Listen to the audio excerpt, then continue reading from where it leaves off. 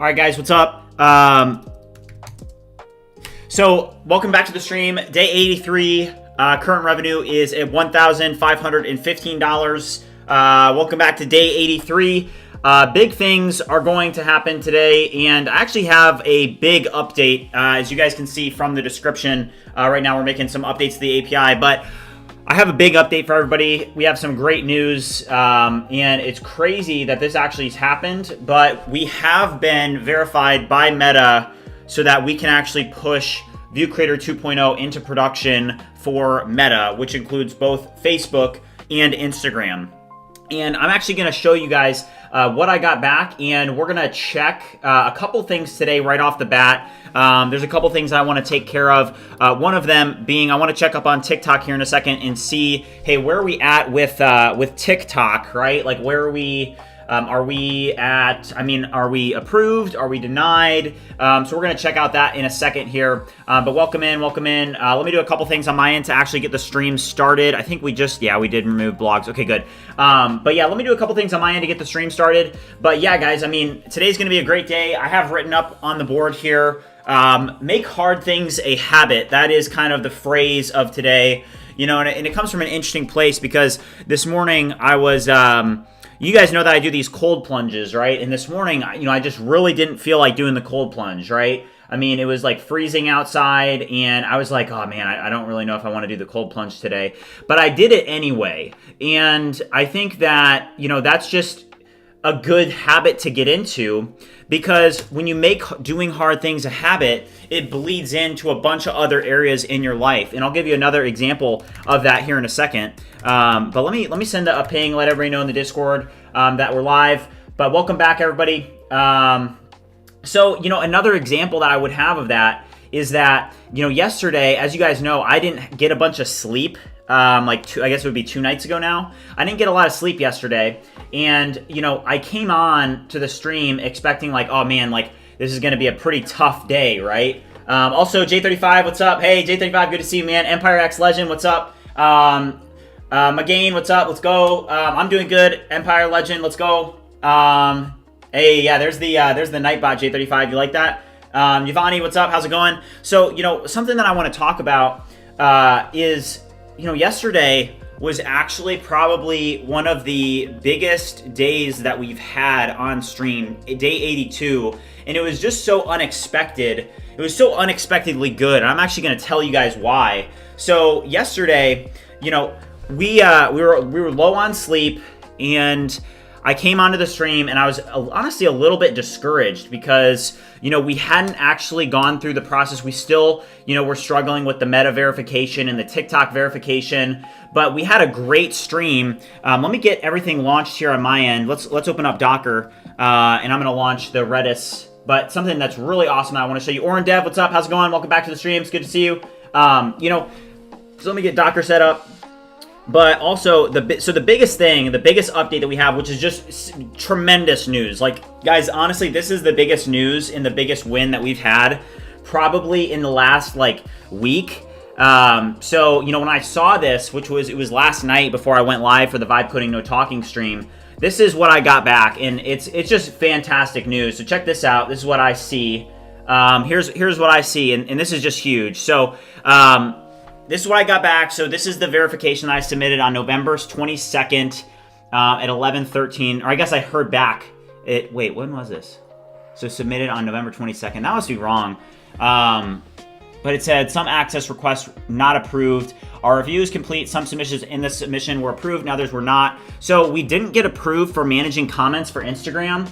But honestly, that's not that big of a deal. Broderick, what's up?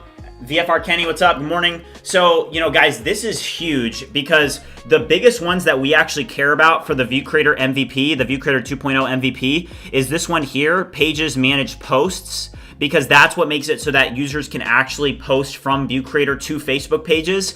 And then Instagram Content Publish are the two that actually matter, right? These others are okay, Instagram Basic, Instagram Manage Comments, we could take it or leave it, right? It's okay, we definitely want people to be able to manage their comments from ViewCreator, but if they can't, then hey, it's okay, right? So to be able to get verified, yesterday on stream, we were talking about, even yesterday, we were should we transition over to to using, you know, late, and I was like, let's wait out. So I appreciate you guys, you know, for being there for me. You know, it was kind of tough to be dealing with that. But let me start a poll. Make sure that if you guys are watching, if you haven't already liked the stream, make sure you do so. It really helps support the community. Also, big news, guys. We hit 8,000 subscribers. So I really appreciate the support. We also hit 900 on Discord yesterday. So what a just crazy wins. You know, it's like J35, thank you. Alex, thank you. Fooled by Primes, what's up? You know, so it's just very interesting because it's like, it is this concept of the man in the arena concept, right? And I think that if you just continue to show up every single day, you know, like yesterday I was talking about, you know, taking as minimal amounts of days off as you can, because you just never know when you're going to have some breakthrough day, like for some random reason. Like yesterday should not have been a breakthrough day for us, right? I was like very low on sleep. I mean, that's like the biggest one. I was very low on sleep, and I came on to the stream, and I was like, man, this is going to be a tough day because I didn't get a bunch of sleep last night. But I showed up anyway, and I ended up doing a 4.5 hour long stream yesterday, and then I did another one late last night. And what did we do? Also, if you guys missed the stream last night, I was doing a vibe coding no talking stream, but we made a ton of progress, and I actually want to show you guys what we did. I'll show you a demo, because let's actually talk about goals real quick, because we're going to be doing this here in a second. So day 83 goals, the first thing that I want to get to is I want to, number one is test production. So last night was incredible. Droid Tech, what's up? Good morning. Oh yeah, Fooled by Primes. Yeah, I'll absolutely explain the DTOs to you for sure. So, you know, last night, what we were working on is we were working on the new concept for unified scheduling. So let me actually get the API started here, because I want to show you guys what I did last night. You know, I was doing a vibe coding no talking stream, so there was no talking, so I wasn't really doing a bunch of explaining of what I was doing. But something really, really good happened for us, because as you guys know, yesterday we were working a ton on that, the actual like posting functionality. And last night, I ended up kind of taking a completely new approach. I decided to pivot, and I'm gonna show you guys how we pivoted. So, from a technical perspective, when you go here, when you click, you know, create new post, and you're on this page, right, and you're selecting different platforms, there's two options, right? You can publish now, or you can schedule, okay? And there was something that we were doing. Garfield, what's up? AI Linux TV, what's up? So there were two different ways that we were doing this. You were either publishing now, so I'll just do publish now. So this is how it worked. So we had publish now, and this was its own API route. So it was like at publish, right? And then we had a completely different set of functionality for scheduling, right? So this one was like at schedule, right? And this one here, this one was working really, really well. The BullMQ system. So this uses BullMQ with Redis. So BullMQ plus Redis.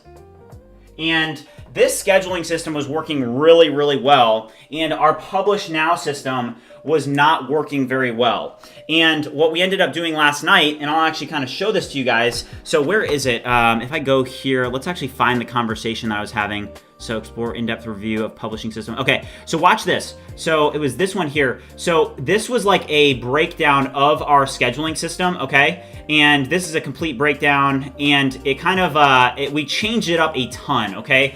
So where's the one where I think we had an updated scheduling system? So this may have been, was the update. Is this the original one? I'm trying to find the original one for you guys.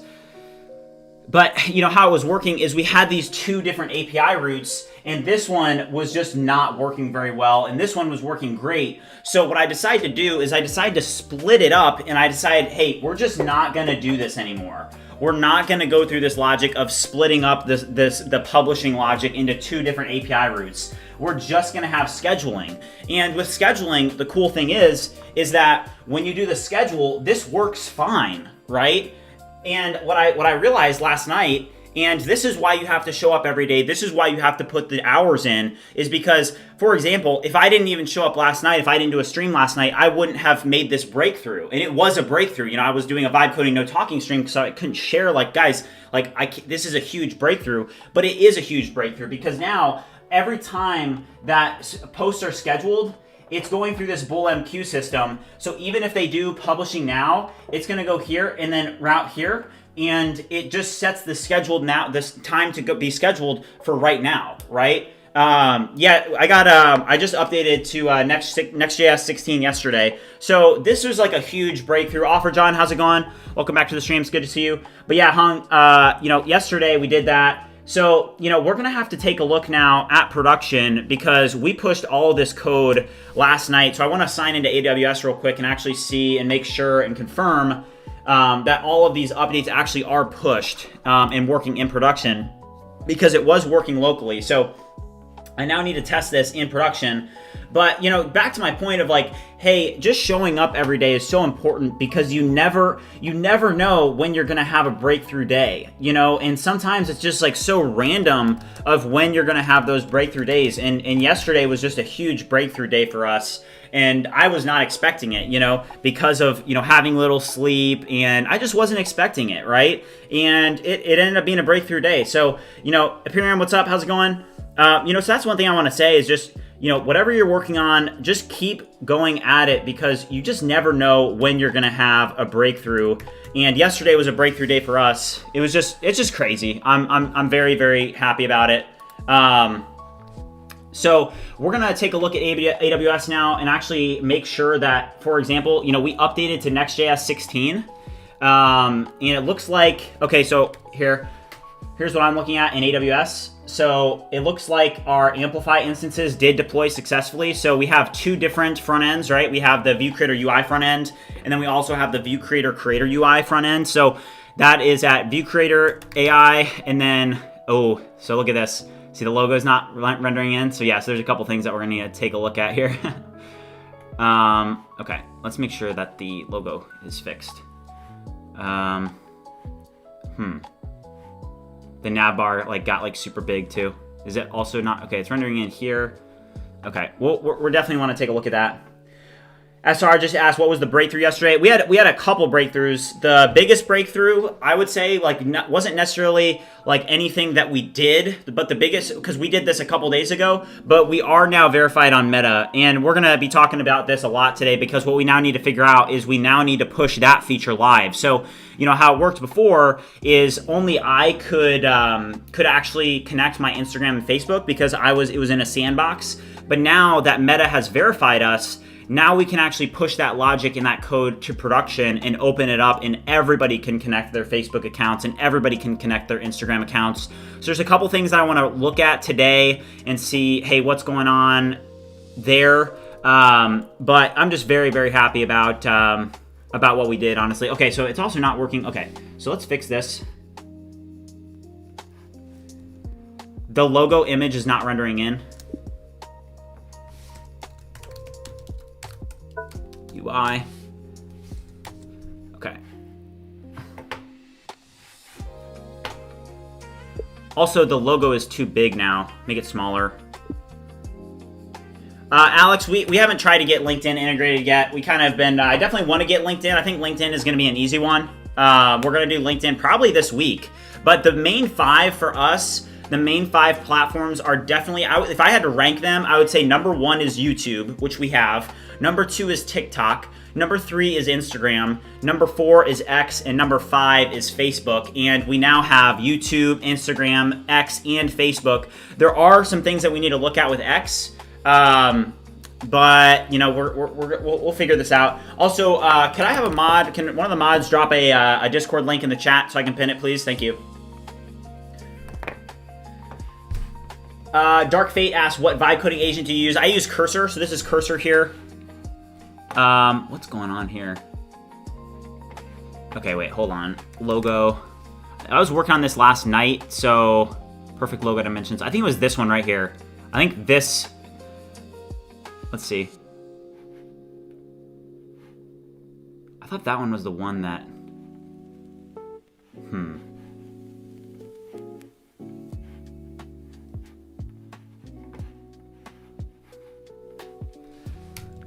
The logo is now not rendering in here. It's weird.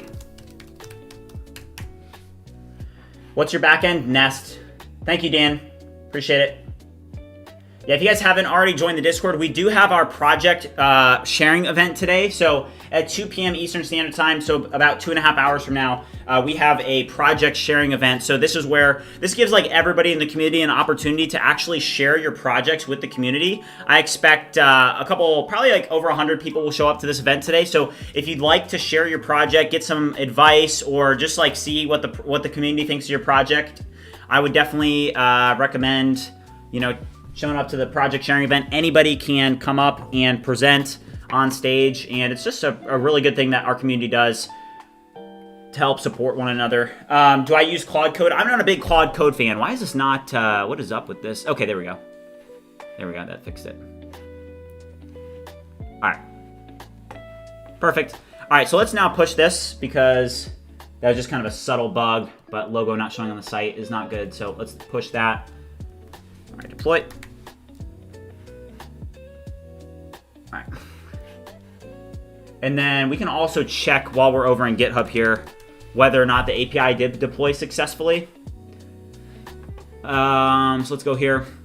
And then I do want to check up on TikTok. So we want to check TikTok to see, will I do a live stream of the project showcase? No, that's only for the Discord channel.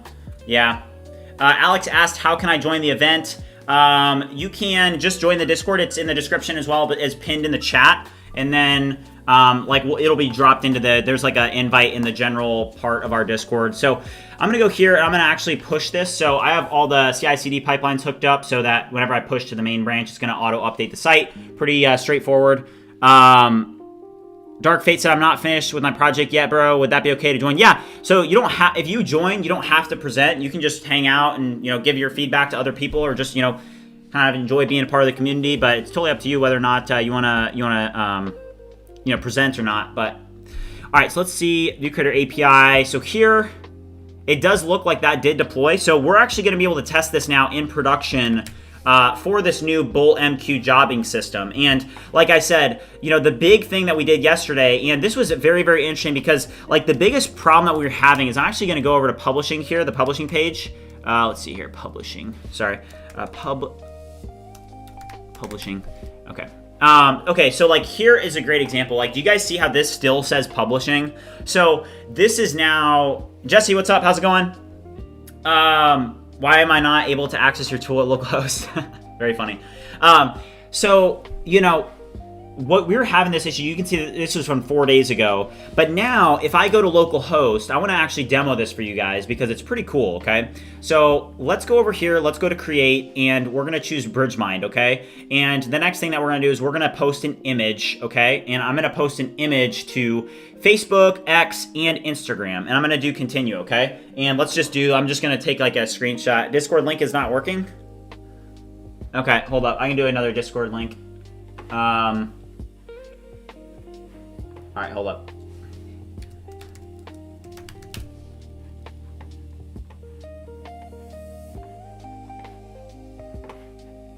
Here, I'll pin this, but yeah. So that's a better Discord link there. I'm gonna remove that comment here. All right, so I'm gonna show you guys this this demo that we did. Oh, sorry, I didn't even realize you guys were over in the corner there. So let's go here, and I'm just gonna post somebody this picture. Little mug shot there. All right, so I can just drag and drop this. All right, so here's the photo, right? And I can now go down here and I can just do vibe coding is the future. Day 83 of vibe coding an app until I make $1 million. Yeah. Okay. Cool, Alex.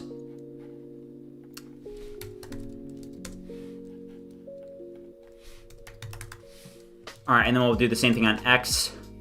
And then, okay, so watch this, guys. So this is really cool. So now when I do publish now, okay, it's going to redirect me to the publishing page, okay? And what you guys are gonna see is that now it actually, like, it creates a batch job system. So it was like really not, it was not set up very well before, because what was happening, you can see that Instagram is now published, X is now published, and Facebook is publishing right now. But guys, it's all published. I mean, this is crazy because, and guys, this is why you show up every single day. Like, do you guys remember how much like issues we were having with this yesterday? And now, less than a day, less than 24 hours later, it all works. And that's because when you're in the arena, when you're showing up every single day, when you're making progress every day, you are going to make progress and you are going to get things working, even if they're incredibly hard. And that's why you need to make hard things a habit. But we did this. I saw that this publish now, I went into the code and I actually reviewed the code and I was like, okay, this publishing now system, this root here, this is what was causing our problems, because what we needed to do is we needed to create a unified approach. We needed to get rid of this and we need to just focus on this, because there's nothing wrong with having a BullMQ system for posts that are publishing right now. Like these, I scheduled them to be published right now, right?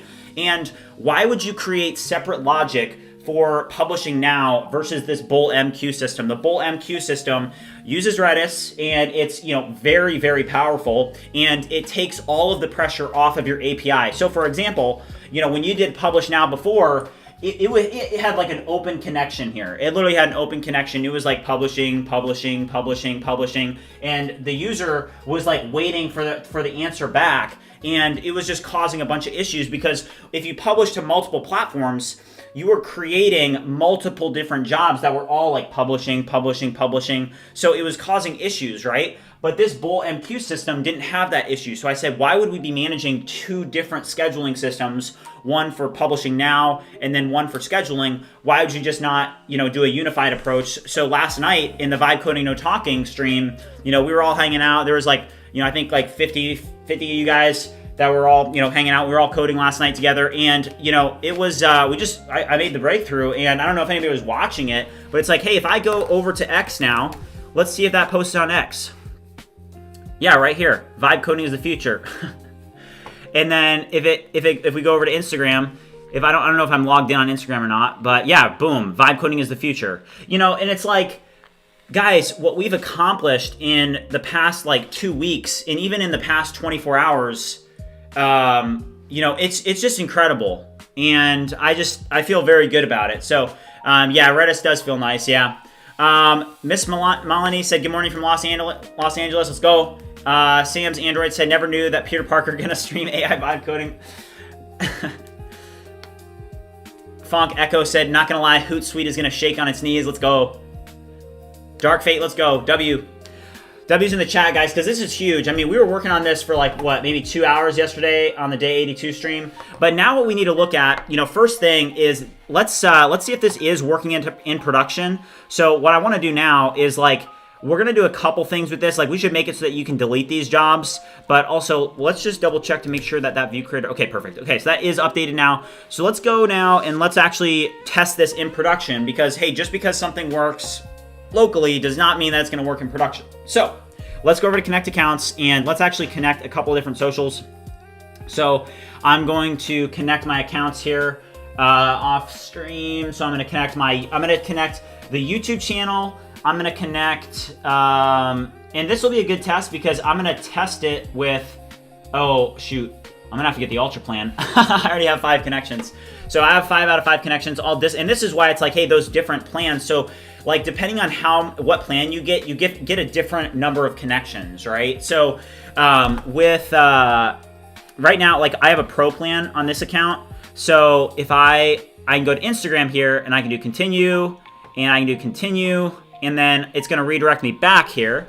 And I'm going to be able to connect my different Instagram accounts. So look at this. It even knows you selected 4, but only 3 slots remain on your plan, so I can't connect them. It's smart enough to know, hey, you can't connect all these accounts. Connect, invalid or expired. I think you have to click it twice for some reason. We'll have to review that, but that's a bug that I noticed. You have to click that twice. So now we can also do X. The one issue with X is that, and we could potentially look into this today. I don't think it's like a huge issue, but one issue that we were having with X is that there's like 2 different API endpoints for X. There's like, I think it's like the V1.1 or something. There's like the API V1 and then there's the API V2. And like, honestly, V1, they say that it's deprecated and they say not to use it. And they say, hey, you know, X wants you to get over to V2. But the thing is that V1 actually has like more, they have like better features than V2. But let's now go over here and I'm actually going to connect. So I need to go to profiles and click, okay, so let's do create profile. And then I do a brand, create with AI. And then I can just drop in the Bridgemind website. And it's able to create a brand profile for me just based off of entering the website. So I just did that. It's going to be generating. Boom. all done. Create profile. So now here's the BridgeMine profile. I can connect my Instagram, my YouTube. Oh, this is connected to the ViewCreator profile. So let's go back over here. We're gonna have to unconnect this one. So remove, save, and then let's go back and go here, and then add that back, save. And this is gonna be a good test because I didn't get a chance to test this out, but we're gonna try to post like a short to all of these channels from ViewCreator production, right? So this is actually like a super good challenge for us because I haven't tested it this way yet, right? So let's go grab just like some random video. Let's just grab, I don't know, this one here.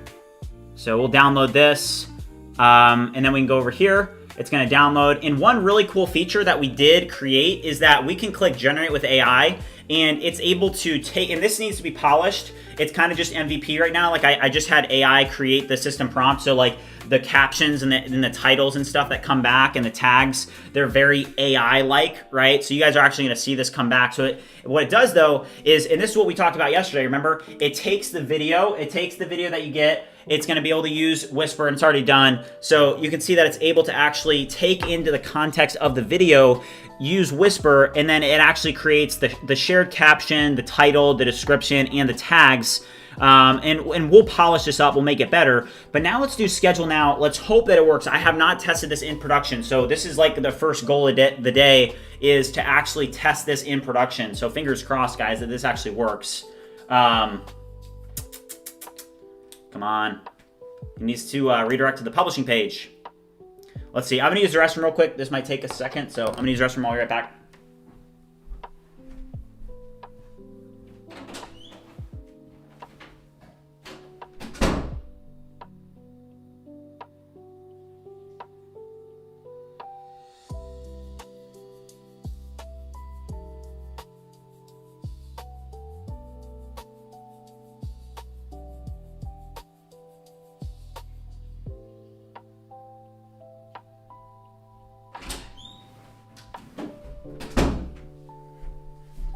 All right, did it publish? Oh, come on. All right, this could be an issue just with the long video. I don't know. Dark Fate said, vibe coding can get a bit expensive depending on the features. How much have you invested? I spent about $600 a month on AI tooling. Let's bring it down. So this was the first goal of the day because I wasn't able to test this in production last night. Now, I will say this could be just because of it could be a different blend of unique scenarios that we're testing. So, you know, it may not work here. Let's go to let's go here and let's go to the publishing page, right? And let's see, like if I go to publishing, does it have those jobs created? Like maybe that it was just cut up. No.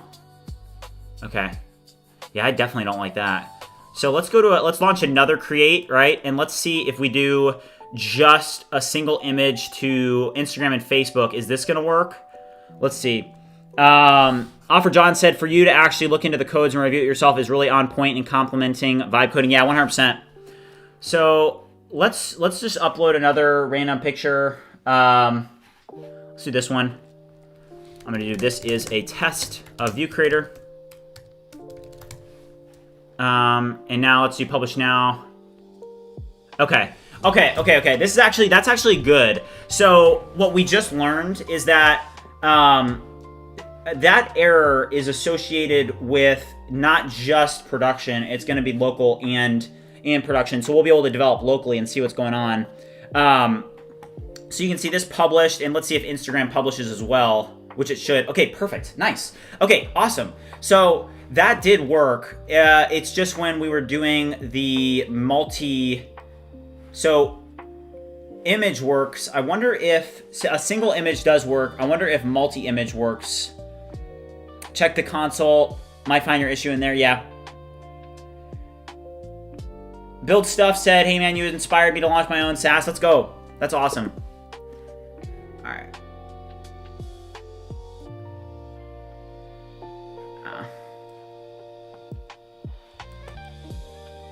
All right, so let's launch Cursor and let's actually start to troubleshoot this here.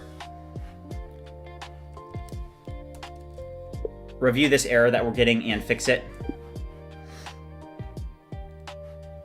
And then stuff like this, I'm always going to use, like, like a nice handoff task that I want to be like thoughtfully taken care of, I just always pretty much pass into Codex.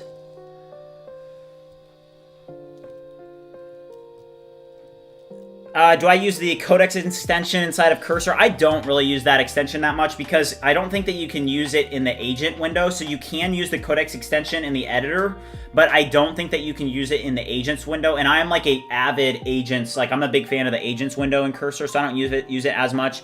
Have you started the paid ads on ViewCreator? I have not, Oren Dev. Once we get accepted on TikTok, speaking of which, it's possible that we could have already been accepted on TikTok. So let me actually pull up the TikTok developer account and see if we've been accepted yet. As you guys know, yesterday I was a little bit discouraged because, okay, so this version is still in review.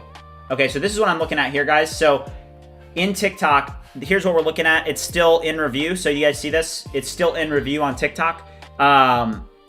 What database do I use and why? I use Postgres. I like structured databases. I think that SQL databases are better than NoSQL just for scaling. You can run migrations and, it's just better, in my opinion. So let's see here. So we're going to want to test this now and see locally what's showing up. So we'll pull up this here, because what we just found is that, hey, interesting. Okay, so it did work locally for both. So posting a singular image worked for both. But then a long video, I'm assuming, is going to fail for both, okay? So we're going to do BridgeMind, and we're going to try posting that again. But we're going to actually just have the console logs up here and see, hey, what's going on with the short video? Why is short video not working, whereas, long-form video is, or an image is? Postgres in Nest. Benjamin said TikTok review takes so long. Potentially. Danny said you can use Codex in the agents window. You can? I didn't know that. I've never tried it. All right, so W Dan says that you can use that, so I misspoke. I haven't done that yet. So, all right, so short video, YouTube, Facebook, Instagram, and maybe it's just a problem with YouTube. Like it's possible that it's just a problem. Also, I don't know if Fooled by Primes. Yeah, Fooled by Primes is still here. So Fooled by Primes asked me last night. He said, hey, can you describe what DTOs are? So I'm going to follow up on my promise there, because I did tell him that I would explain it tomorrow, just when I was not as locked in. So I'm going to explain what DTOs are for those of you that are curious and how I use them. So we're going to go up to, let's go just multi-platform publishing, okay? And we're going to open up the DTO directory, okay? And what DTOs are, they stand for data transfer objects, and it allows you to define the typing in the schema for the data that's coming into your API, right? So what they're really nice for is you're able to, for example, make different, like look at this example here. So this is a DTO. This is the Facebook publish DTO. So these are the fields that are accepted in that data transfer object. It's message, link, media URLs, and published. So you can define, okay, published is a Boolean, media URLs is an array, link is a URL, and this is a really nice advantage of Nest. Christopher IA, what's up? Solry, what's up? How's it going? Welcome back to the stream. Also, if you guys are watching and haven't already liked and subscribed, make sure you do so. We just hit 8,000 subscribers, so let's go. And we have 900. We just hit 900 yesterday on Discord. So DTOs, they allow you, if somebody tried to submit a Facebook character length, a message that was over the Facebook character length, it allows you to block that, right? And it'll block that, and it'll throw a 500 error. And that's kind of nice, right? Or 500, 400, I don't even know which one. 500, 400, based off of if it doesn't actually match the schema. So it's really nice to use this because it really makes it so that you have structured objects that are going to be coming through in your front end. Especially in the age of AI, you're able to pass in, and it's easily able to understand all the data transfer objects, so it knows what data needs to be received on the back end to be processed by the API. So it's really, really helpful. So let's test this on the back end and figure out, why is this not posting? Is it an issue pertaining to one of the platforms or all of them? I'm assuming that this is going to fail. Test.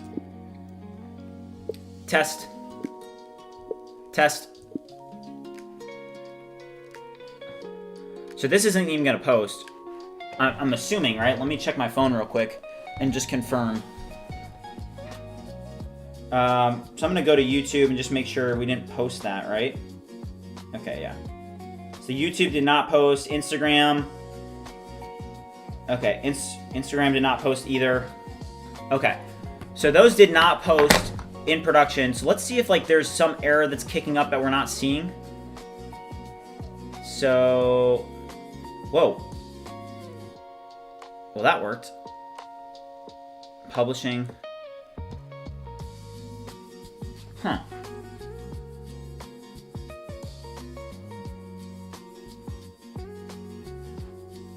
Okay, so I actually don't like that. I wish that it failed here as well.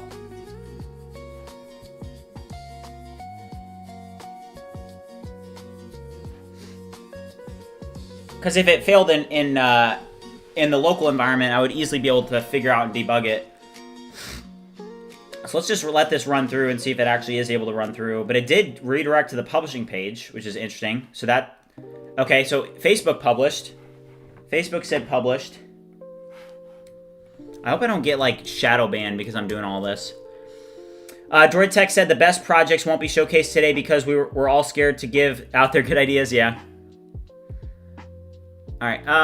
So let's go to Bridgemine and see, did that reel actually get posted? Oh, yeah, look at it. It's right here. Just now. So published by ViewCreator just now. And then here's the video. Little preview that we have here. I want to make some updates to it. I want to improve it. I want to make it a little bit better, maybe more responsive. And what I want Google Anti-Gravity to do is I want it to actually open up the page. And okay, so it did post. Oh, man. That's actually, I wanted it to fail. Because look, do you guys see how it's stuck here? And we can open up this here. Failed to respond. Status of 404. Connect selected. Can we see? All right, so maybe let's test in production again and see why this is failing. So let's just refresh, right? And then we'll select this. Short video. Maybe it's a problem just pertaining to YouTube. I'm not sure.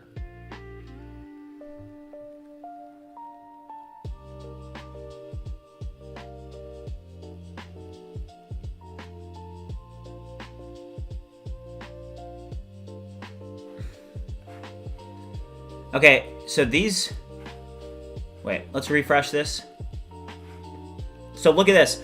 So these all published locally. So if I go to YouTube, is that published? Is there now a short? Let's check.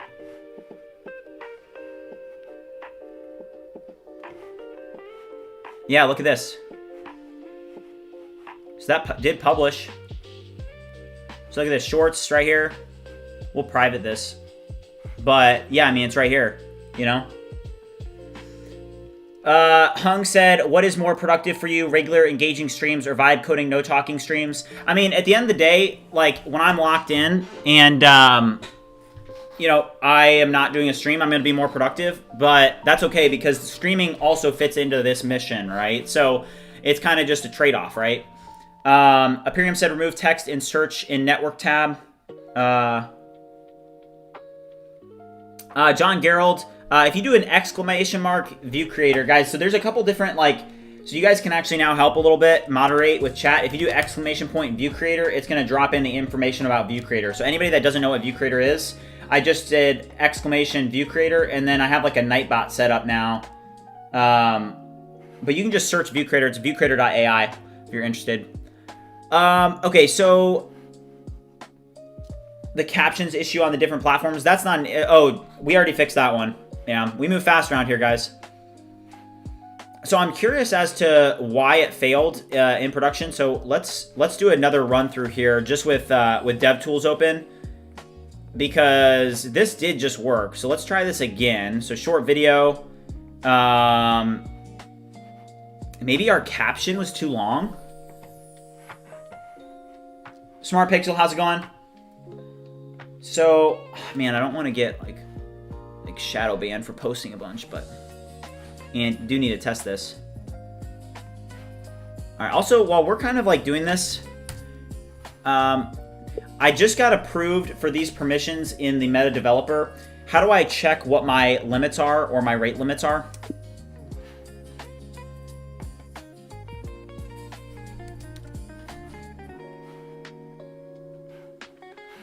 What's up, Max?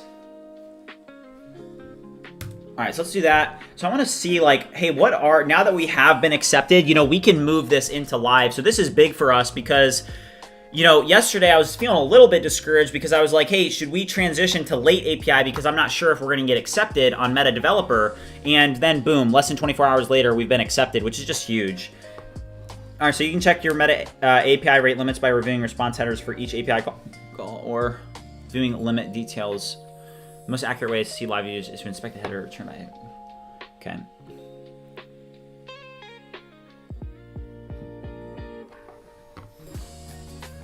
Oh, that's interesting. Okay, so it's saying that Instagram content published could be capped at 100 posts per 24 hours. So let's actually take a screenshot because that's actually not a lot. Let's just see. Review this. How can I check in the Meta Developer app dashboard?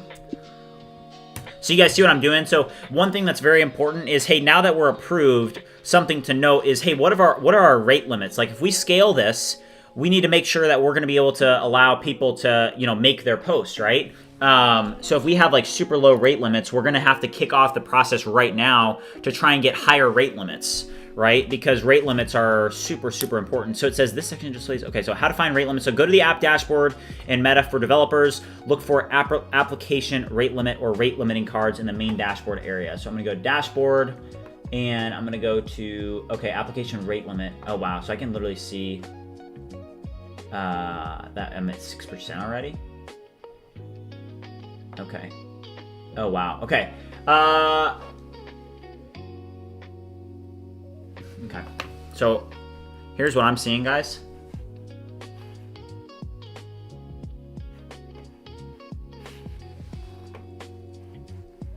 Here, can I open this up? Here, I'll show this to you guys in a second.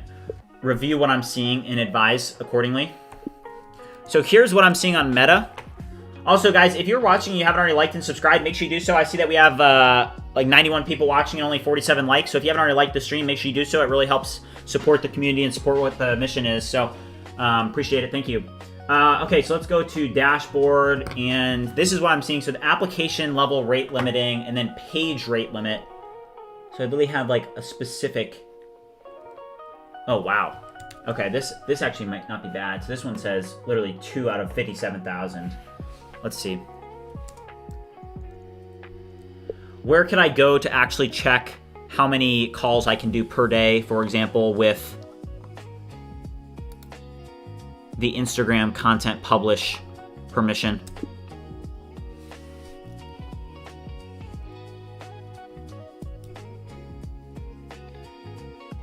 Madi Blake said the application for this app is crazy for spammer AI bots that post 100 plus a day.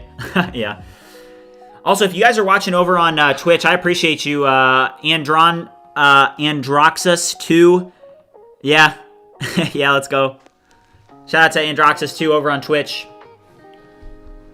Appreciate you. If you guys haven't already followed me on Twitch, I think we're about to hit 100 followers on Twitch. Let's see. We may have already done it. Hey, we did it. 100 followers on Twitch. Let's go. Thank you. Okay, so it says, based on your dashboard, images, and Meta's documentation, here's how to actually check your daily and hourly API calls, including for the Instagram content publish permission. So for Instagram Graph API, Meta's official limit is 100 API published posts per Instagram business creator account. Okay, so that's fine. So it's saying it's 100 API. I thought it was like maybe at the app level, right? Like literally for my entire app, I can only do 100 a day, right? That would be bad. But it seems to me like, I mean, it's saying 100 per Instagram business creator account per rolling 24-hour period. So that's, you know, the big keyword there is per Instagram business creator account. And that's the official limit. And this is Perplexity, and Perplexity usually has the right information. So you will likely not see this displayed in the dashboard like you do for page-based APIs. Instead, you need to monitor it by tracking successful API calls per account. Okay, so that's good. That's really good. I'm happy with that. Okay. Wow. No, that's great. That's actually like everything that we need. That's everything we need. So I'm not too worried about that. So let's go back here and let's finish doing this shared caption. You know, maybe there was like do we hit like some rate limit or something? I just don't know what we, test. Like, let's just do a bunch of tests again, right? Test, test, test, test. Or maybe it was tags, you know? Science and technology. All right, hold up here. All right, so now let's, you know, drag and drop that here. So if this goes, we'll know that it was something related to... Okay, so that went. That did go. And now it's publishing. Yeah, so Alex, it's per user. So, for example, if you connect your Instagram account to ViewCreator, you're going to be able to do up to 100 posts per day per account. So that means, like, on the API level with Facebook, right? So what this means is that even if you, and I want to delete these posts, I want to get, like, freaking shadow banned or something. But, I mean, it must have been something that I did on my end then, because look at this, guys. I mean, this is working, and this is production. So this is, I'm feeling, like, really good about this. With Facebook published, YouTube published, and then Instagram still working. This is amazing, guys. Chief Keith. I'm getting exposed by the YouTube algorithm here. All right, so let's do, so there that one is, so that worked. I wonder why it didn't work the first time, though. Yeah, rewind back to your live and see what caused the problem. Well, we can test it, like, right now, right? I mean, it could have been maybe a potential, I mean, I have no idea.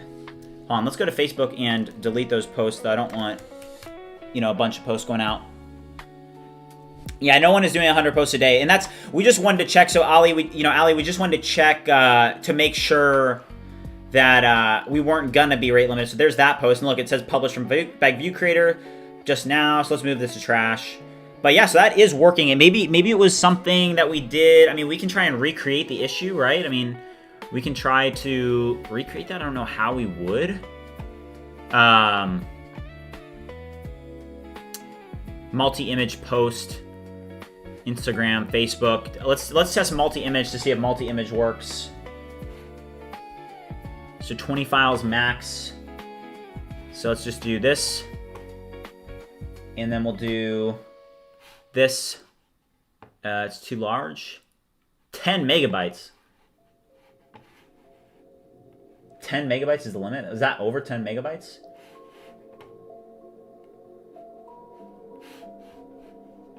Oh, okay. So we do have an issue, if you guys noticed that. So on multi-image, it should be able to take in multiple images for posting, and it's not. Take a look at that.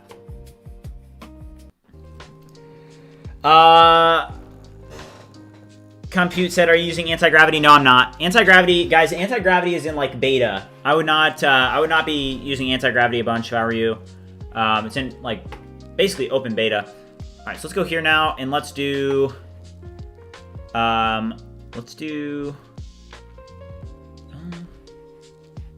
gonna use Sonnet 4.5 for this.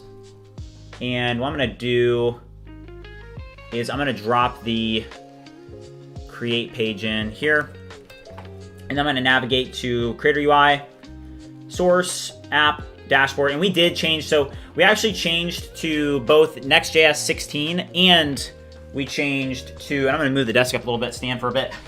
We changed to Next.js 16, and we changed to App Router. So we really did make a lot of substantial improvements. You know, if you go to viewcreator.ai now, you know, it's very, very snappy. Like, let's go here, and let's just go to ViewCreator, right? Look at how snappy the site is now. Look at how fast it is, right? And the reason it's this fast is because we're using server-side rendering and Next.js 16 now. Like, we really made some key improvements, and I'm really happy about it, you know? We're getting way more site visits. We're getting more people subscribing. And we are at the point where we're going to start pushing hard on marketing. Because as you guys know, it's on our goal list here. January 1st, 2026 goals. Remember, it's launch ViewCreator 2.0, and then 10,000 subscribers on YouTube and 1,000 members on the Discord. So, the biggest goal there is ViewCreator 2.0 launched by January 1st. And I was expecting that we would be working on ViewCreator 2.0 like for way longer than we have. We've just moved at lightning speed for this product, and I'm very, very happy with how it's turned out. And we're going to spend a lot more time marketing this upcoming week, because now that we're verified on Instagram and Facebook, like, yes, we're missing TikTok, but now we're only missing TikTok. Burning Up over on Twitch said, which LLM are you using in Perplexity to Google stuff? Though I just use like the default whatever model. I don't even like really care too much about what it uses. Perplexity is Perplexity, right?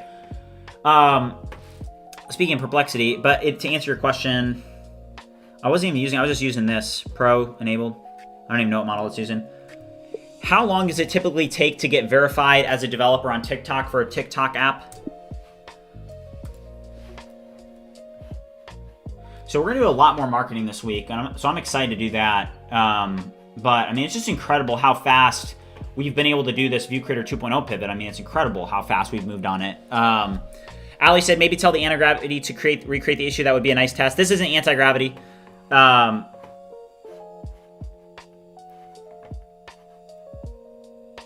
So multi-image post. Okay, so let's fix what we were doing there. So for multi-image post, it needs to allow users to be able to upload multiple images and then be able to select which images they actually... Wait, hold up here. To be posted. Right now, the multi-image post only holds one image in the bank. Review this and fix it so that it's actually able to do multiple images. And then just in case, I'm going to do the ViewCreator API. And I'm also... we don't really need to use plan. I think that'll be fine. No, this is not anti-gravity. Bijad said, aren't you overthinking it a little more? What do you mean? One thing that we're going to start doing too is I'm going to start doing something called content batching.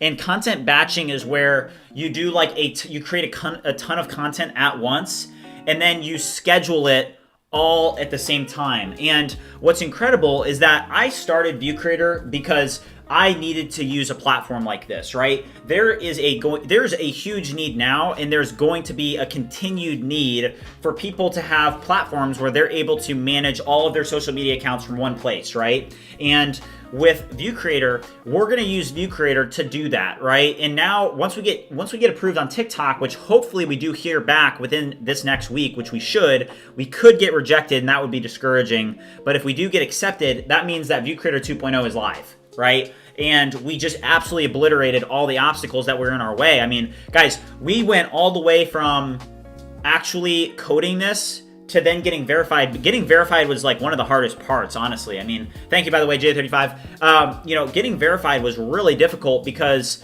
I just had to put so much time and effort into like understanding. First of all, to get verified, you actually need the features working in production. So that's the first step. Like, you actually need the features working in production. And then the second part of the verification process is that you actually need to go through the process of creating these verification videos, which are just so taxing. Like, it takes so much time to do that. Let's see if this Claude Sonnet 4.5 was able to do this. So we'll do, so go back.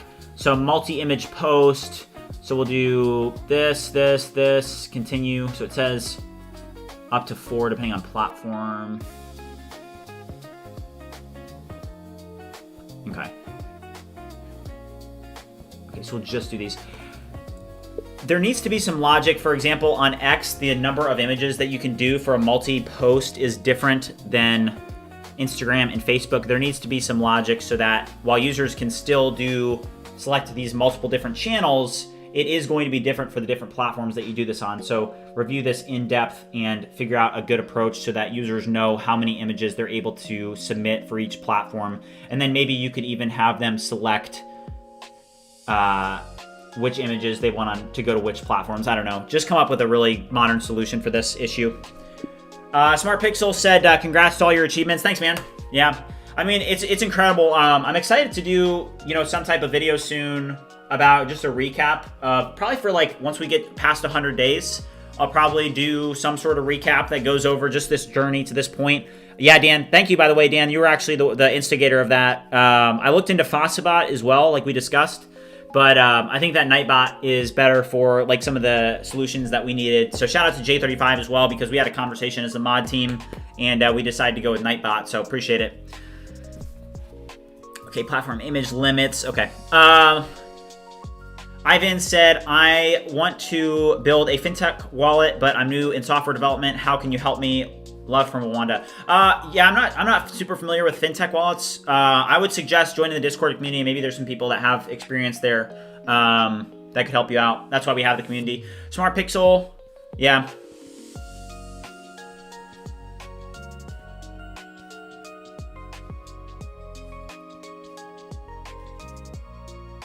Yeah, we're getting paid users from ViewCreator, and the ViewCreator uptick, I'm seeing a significant increase. And one thing that I will say, guys, is this is to be expected, right? And it's kind of like what I was talking about yesterday, just with, hey, when you start to get that success and you've put in as much work as we have, you know, it's kind of to be expected, right? Like here soon, I'll start to make hundreds of dollars a day, and you guys will see the revenue like skyrocketing, and you guys will probably be like, whoa, like, what, you know, what's going on? And it'll be great. That'll be great. But it's kind of to be expected when you work as hard as we've worked for the past, 83 days. So that will happen. 2026 is going to be a huge year for the BridgeMine community. But guys, another thing that I want to focus on while we're doing this, just to put it up on the board here, let me erase this, and we're going to set some more goals here. So to that point, so we are going to do more marketing. And there's a couple things that I want to integrate. So we do have PostHog integrated on the ViewCreator Creator UI, but PostHog also needs to be integrated on the main ViewCreator UI. And PostHog is actually really, really easy to set up, but let's just get it set up real quick. Linux, what's up? Hope everything's good on your end, Linux. So let's actually just launch an agent, and I already have PostHog integrated here.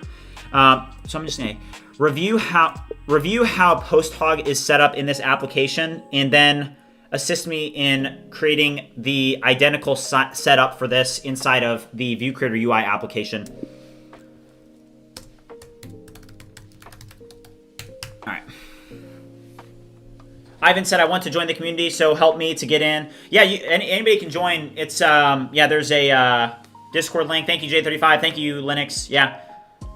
We just surpassed 900 members yesterday. And Prana, what's up? How's it going? Yeah, Offer John, the revenue is going to jump big time. Dark Fate asked, when $10,000 a month? Where's the goal on the whiteboard? Yeah, I mean, I don't really necessarily have a time where it's like, okay, we're going to be making $10,000 a month by this date, right? But I do know, what I can tell you is this, is that ViewCreator is going to have, it's going to be huge in 2026. That's one thing I can promise you, because there's going to be, a lot of things that we're going to be doing and things that we're going to be figuring out, like what's the best way to market it. But one thing that will be kind of a very, very big, like, I don't even know what the best word for it would be. The one thing that I know for sure is that I am going to be using ViewCreator to do the marketing for ViewCreator. So ViewCreator is going to become way better as a tool, because I will be building it to scale marketing for ViewCreator. So, when you come at it from that angle of, hey, I'm not even like, this tool is so useful that I'm using it to market the product. Like, that's where you just become unstoppable, when you're using your own platform to be able to market your own platform, and that's where we're coming on. I'm 23. Do you need to have a company to have iOS store dev account? Yeah, you do. Yeah, you have to have or actually, no, you don't. Because you can also set it up as an individual. So you can either do a company or you can do an individual account. How much have I spent on AI so far? I mean, total, like in the past 3 months, I spent about $600 a month. So depending on what that would be, I mean, it's probably about $2,000 during this whole journey. Okay, so let's see this here. What's this issue down here? Is this probably related to PostHog, right? Yeah. So I have to now go over to PostHog and get these environment variables set up. So let me go over to PostHog here. And if you guys don't know PostHog, so something that we're going to be looking at also is we need to get more things than just PostHog set up. So there's two things that I want to get set up. I don't know if we'll get to them today, just because we do have the project sharing event inside the Discord in like an hour and 45 minutes. But, PostHog is big. But then another really useful tool is Sentry. So these two are very different. So PostHog is for like it's like more marketing and analytics. So marketing, analytics, and then Sentry is more like bug related. So this will help you find like bugs and issues that your users are having in the application.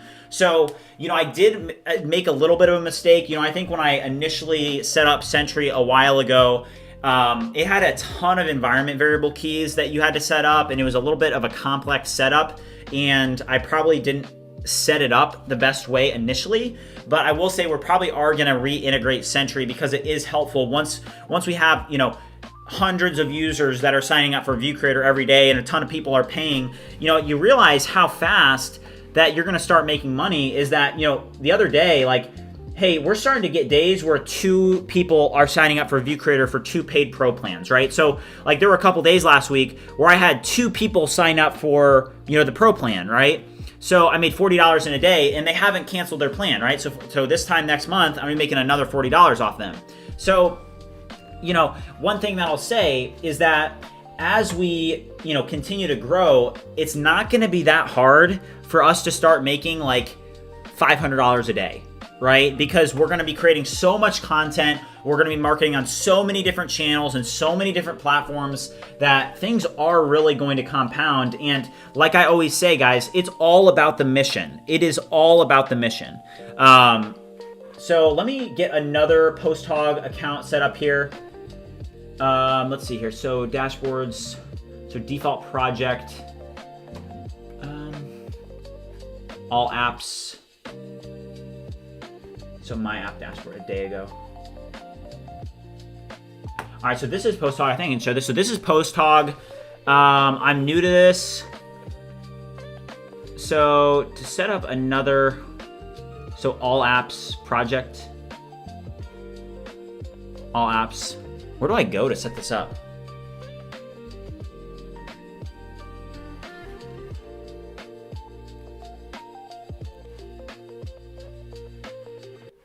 So I have this one. How do I set up another app?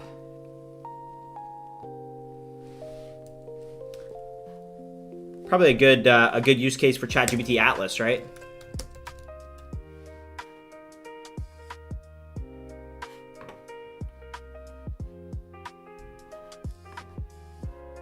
All right, so I just launched ChatGPT Atlas. Yeah, this is vibe coding. So let's see. Sure. So I'm gonna go over to PostHog.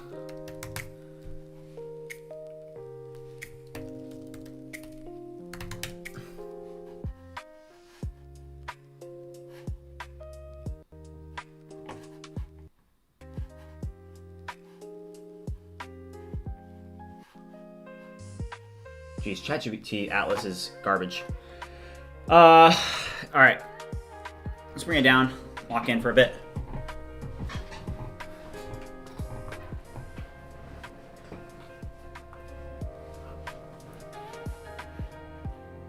All right, where do I go to set up an additional app? Because I already have this one. So this is my app dashboard.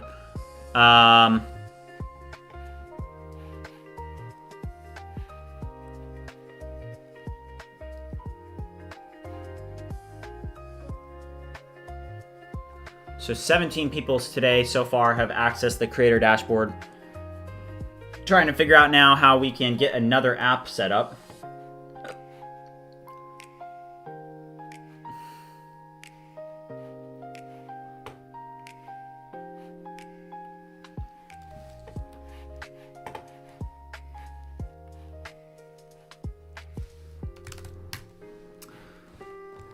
How can I get an additional app set up with PostHog?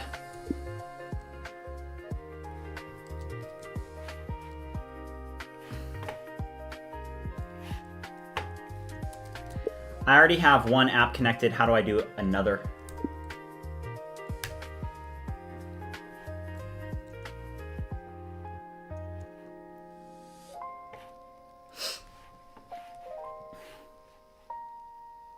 A new project with your PostHog instance. All right, so I literally have to do another project. So this one I'll do Creator UI. Okay, dang. So rename project. So I'll rename this one to Creator UI, and then I'll go back here. Gotcha. Okay, so I literally have to create a brand new project. Okay, so then I'll just do this one. ViewCreator.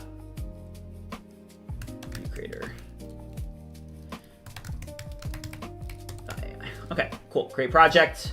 All right, so that's created. I want to do product analytics. So this is PostHog, PostHog, product analytics, session replays, potentially web analytics, experiments, I don't know, all those. All right, so then you set up and choose which you're using. In this case, we are using Next.js, so I'm gonna choose that. Can't reveal my API keys, unfortunately, to you all, but we're gonna set those now. So now I'm gonna go in here and set my API keys respectively. All right, now we have PostHog set up there. So if we go back to cursor, yep, so you guys can see that error went away. Ali said, do you think someone who is not proficient in coding can build a professional and powerful website with artificial intelligence? I do, yeah. The one caveat to that, though, is just make sure that you're learning along the way, right? I think that, hey, if you're just blindly building and you're not paying attention to like what is actually going on, like it would be a shame if you went and you did a bunch of building, right? And you built something that was really cool, but you didn't really learn along the way. Like I think one thing with AI that is really cool is that, hey, you can learn now so much as you're going along, right? That, it definitely is possible to answer your question, to be able to build some really powerful applications with AI. But, for example, you just have to make sure that you're learning along the way. You're having AI do it for you, yes, and I'm totally a believer that that is the best way that things should be done now. But one thing is yeah, definitely I would recommend try to learn as you're going along. Have the AI explain to you what it's doing and why. Maybe before you build something, try to actually learn like what it's doing and why, how to do something, how to approach something. Also, if you guys are watching over on Twitch, make sure that you give me a follow and introduce yourself in chat. I've got the Twitch chat pulled up and the YouTube chat, so. All right, so let's pull this up. So this looks now like this is good to go. So let's just run an npm run build real quick here. So I'm gonna do ViewCreator UI. Oops. And then npm run build. So yeah, so guys, one thing that we're going to be doing a lot more this week, though, is we're going to be marketing way more this week on ViewCreator. So now that we have Meta approved, this is going to open us up to really start driving ViewCreator 2.0. Now, my goal is ViewCreator 2.0. Once we get launched on TikTok, that's where things are really going to start picking up. I think TikTok's big. Like I said, like if I had to rank the different platforms, it would probably go YouTube, TikTok, Instagram, X, and then Facebook, right? So we're now just missing one. We're missing one of these platforms, which is TikTok, which is number 2. So really important. Happy Host World, how's it going? Yeah, Dark Fate said it would have cost a minimum of $50,000 to have it created by a developer. I'm for AI coding. Yeah, I mean, I think that rewind the clock 5 years ago, this product right here, ViewCreator.ai, would actually cost $250,000 to create it in the same time frame that we have. And that's like, just from experience, like, hey, if you wanted to create an app in 3 months, or I guess in 2 months, for ViewCreator, since we started working on it on day 20 of this series, so 2 months, you have 2 months to build a full-scale application. Yeah, you're going to need to pay some like pretty heavy hitters a lot of money to build this. If AI didn't exist, you'd probably need to have a team of maybe five people to do it in 2 months. So, when you put that into perspective, and, it's kind of like I was talking about last night, or I guess yesterday, about, hey, this would not be possible. So when you have a technology that has made the impossible possible, that's something to pay attention to. And if you guys are just new to vibe coding and just new to this technology, I would highly advise that you start to jump on the bandwagon, because, hey, artificial intelligence is like new on the scene, And, you know, I shared this the other day, but, you know, as you guys know, I'm kind of like a college dropout. I dropped out my junior year of college, and, you know, with my degree, I went to school for finance, and then I got really into programming and software development, and then I got even more particularly into vibe coding, so using AI to be able to enhance development. And, you know, I went back to Purdue about 2 weeks ago, and my professor, he said, hey, I want you to make basically to talk to the class about everything that you're doing with AI, and to teach them about how AI is like changing, and like how you're using AI in your business, right? Because I pretty much talked to some of my professors, and I said, hey, listen, I'm gonna need to drop out this semester. If you can work with me, if you can give me opportunities to pass, then that's great. But if you can't work with me, then I'm just gonna drop your class, right? So, you know, this professor said, hey, I'll work with you. And one of the caveats to that was, yes, he required me to, like, you know, for example, make a presentation to the class, right? So, you know, I was up in front of the class, and I was teaching them, like, literally with a whiteboard and chalk, or a chalkboard with chalk and everything, and I was drawing up on the whiteboard, and I was telling them how fast this technology has changed everything. And, you know, I will say this, they were very, very skeptical, right? People are very, Happy Host World, what's up? You know, people are very skeptical of AI, and that's something that you actually should kind of like have your ears attuned to a little bit, because, you know, when people are skeptical of something, when they think it's a bubble, that's actually, in my opinion, kind of says that maybe it's not a bubble, right?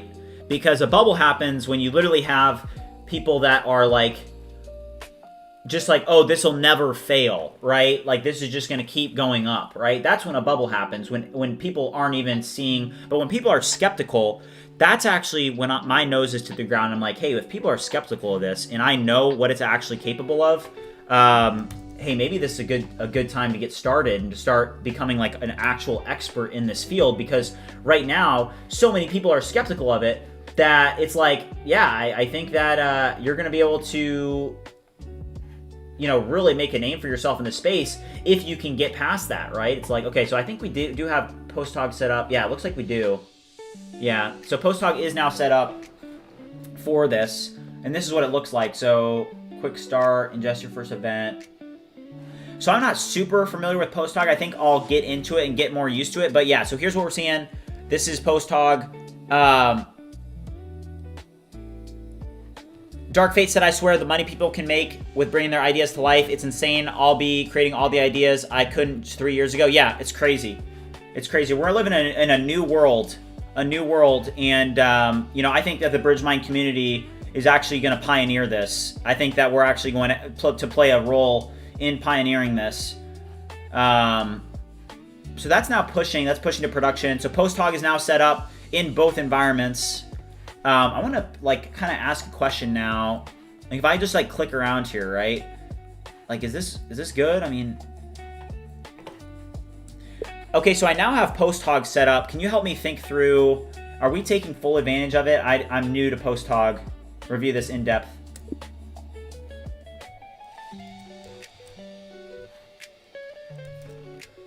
Max Omento says, you have a good point there about the AI bubble. Yeah, I mean, and that's the thing, is it's like, hey, if people are saying something's a bubble, how can it, like, people are literally saying that the AI is a bubble, right? And maybe it's a bubble, like, in terms of the stock market, you know? Oh, they have an MCP. Okay, shout out to W. Dan. He said that they've got a really good MCP. Their MCP is solid, and I'd also use PostHog. Oh, nice, Linux. That's cool.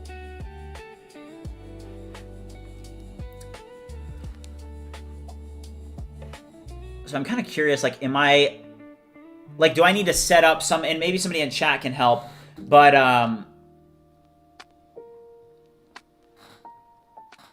you know, I'm interested to see, like, how much do we actually have to do to set up a really strong PostHog integration, right? Like, you can see that it's doing, like, posthog.capture.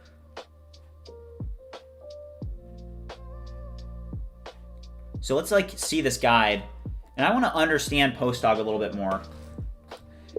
don't create another README. Could you just help me understand PostHog a little bit more? Like, for example, I'm seeing this posthog.capture. Would you explain to me what that actually is, and to help me understand how we can integrate PostHog better into our application so that we can get more detailed analytics and get the most out of PostHog? Do not do this in a README. Do it in chat. Something that I don't like about Cursor with these README files, I honestly feel like they're ripping me off right now, because they're making a massive README file that maybe this is like 10,000 tokens, right? I mean, this README file that's creating right now is massive. And sometimes I feel like they're kind of ripping me off for it. Alex said, I wanted to code and be involved into the software engineering world since I was 9 to 10 years old. Never wanted to learn. So thanks to AI, now I code. Let's go. MCP will hook up doc search tool, which is very nice for Cursor. Okay, so WDan, shout out to WDan. We're going to pull up this MCP docs here. So let's see this. So this is the MCP. All right, let's just go here. Okay. All right, so Cursor.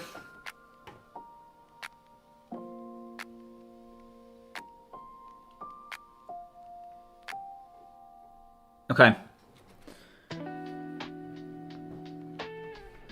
Okay. WDan said the README file thing is a Claude thing. It's part of the new memory tool that was introduced with Sonnet 4.5 that outsources context window management to docs creation. Very intentional, and yes, it's token heavy, yeah. VFR Kenny said, when can we buy a Bridgemine hoodie? Well, right now, this is the only Bridgemine hoodie that exists, so I haven't got around to the merch yet. I think that's maybe like a 50,000 subscribers thing, which will happen next year. All right. All right, so let's add this MCP.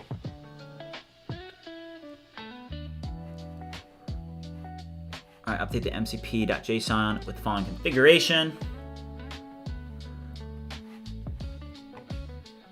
All right, so I am going to have to set up the env variable here.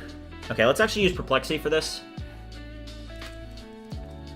Go here and study it and tell me where I need to go to actually get the API key to put in here so I can properly use the MCP. Yeah, it is worthwhile having the MD files. Yeah, for sure. Definite Code said, yeah, you have to tell them not to send 2-paragraph apologies, just correct the errors. Yeah. I'm telling you, there's something in the Cursor tooling that's like, use as many tokens as possible. No, I'm just kidding. All right. All right, in your profile organization settings, look for API keys or access tokens. Okay. So right now we're setting up the MCP for PostHog, so we can get the most out of PostHog. All right. So I'm gonna copy this here, then pull up Cursor. Oh my gosh, guys, I'm telling you, they're taxing us. It's creating two MD files.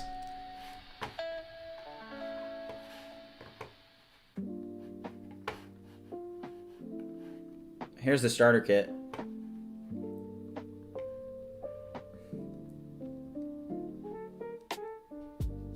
You got a $1,000 credit from Claude Code? That's crazy. 9,000 words. Oh, yeah, that one was 10,000.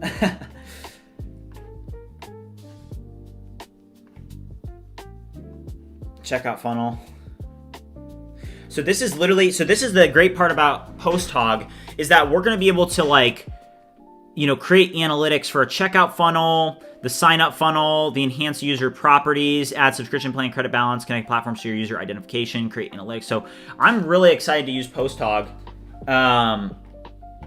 So let's actually, I've never used PostHog like this before, so I'm trying to learn in the process. So how PostHog actually works. So you identify users, you're already doing this.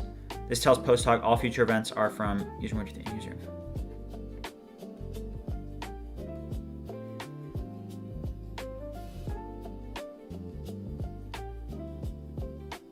Gotcha. Okay. Casey, it's going good. We had, yesterday was probably a top 5 day in the 83 days. We just made so much progress, so many breakthroughs yesterday. I feel absolutely fantastic about what we were able to accomplish yesterday. If you guys haven't already liked and subscribed, make sure you do so. Right now we've got 97 people watching, but only 70 likes. So if you haven't already liked the stream, make sure you do so. And there is a link to the Discord in the chat. I'm going to give a quick shout out to some new members of the Discord. Just as a reminder, we do have our project sharing event today in an hour and 20 minutes.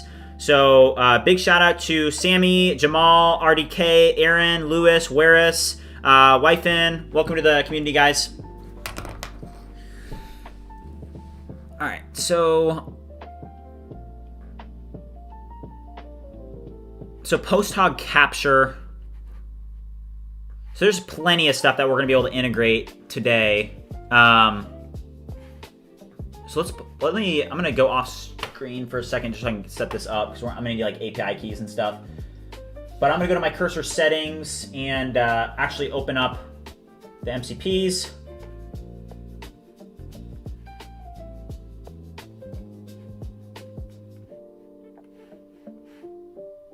Add new MCP server.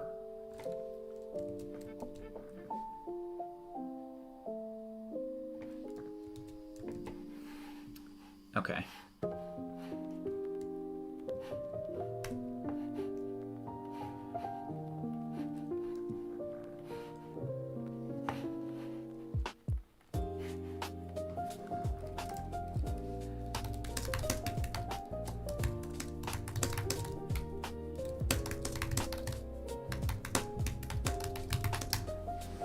Push-up time. All right.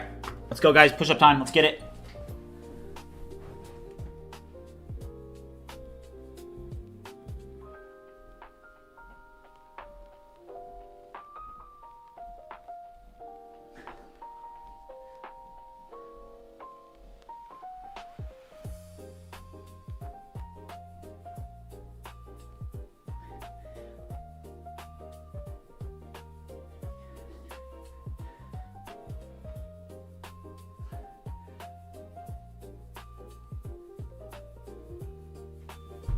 Let's go. Let's get it.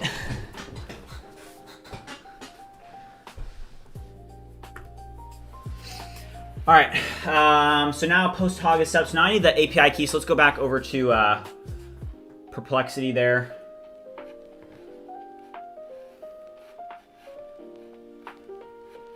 Where'd Perplexity go? Perplexity. Oh, there it is. Okay. All right. So I need to go to. Go to dashboard.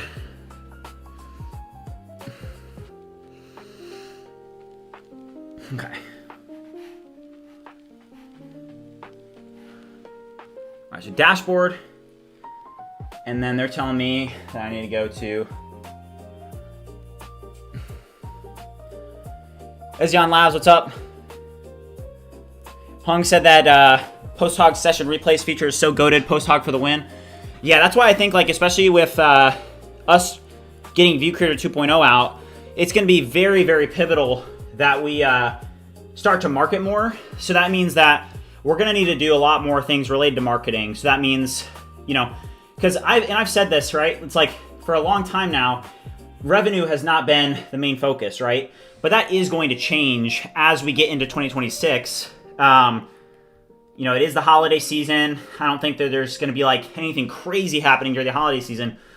But, you know, once 2026 gets underway, I want to get to the point, you know, where, hey, let's say that 2026 gets here. We need to understand marketing by 2026. So over the next month, we're going to start working a lot more on marketing because the goal is that by 2026, we are in a position to start really, really pushing on paid ads, UGC, you know, let's say influencer sponsorships, all these different avenues. So by the time that we get to 2026, we need to be in a position to actually be able to push this. I use Mac to stream.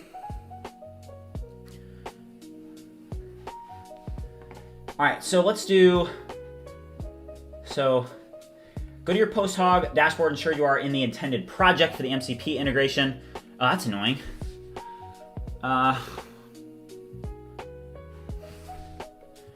What if I have two projects?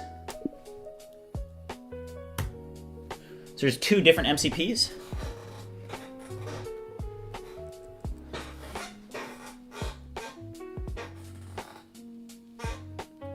Fooled by Prime said some breaking changes in Next.js 16. Wish it was easier to know when coder models integrate newest tech stack related documentation. Yeah, I just changed to Next.js 16, so I hope I don't run into too many.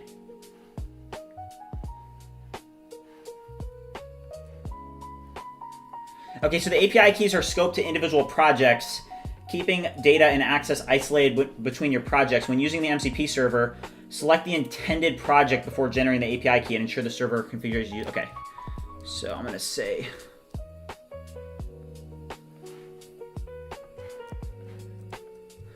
Tell me where to go to get the API key. What project are you making? You can do... !ViewCreator, or you can go to ViewCreator.ai. ViewCreator, I think we're over 1,000 users now in open beta, but we have an open beta. We're making some money, not a ton right now, but yeah, it's been out for about a month.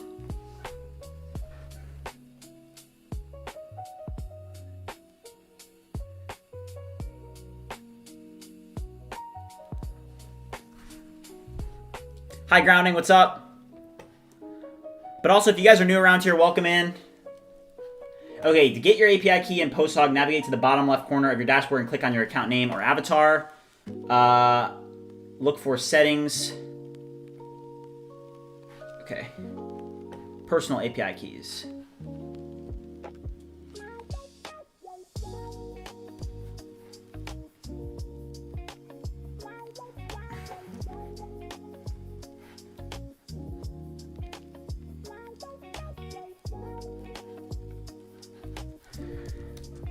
Okay, so on PostHog, it looks like...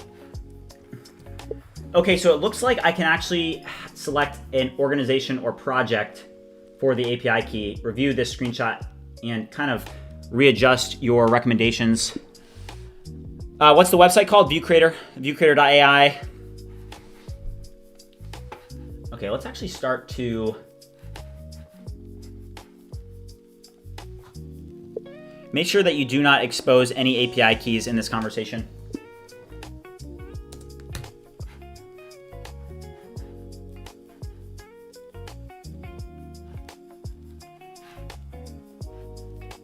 All right, so now we're gonna like fully integrate PostHog into ViewCreator UI, okay? And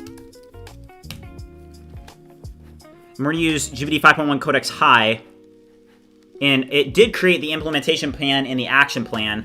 So maybe we should integrate the MCP first before we do this. But what I want to do is I want to like really actually take advantage of it, because there is some things that you have to do on the code level to do that.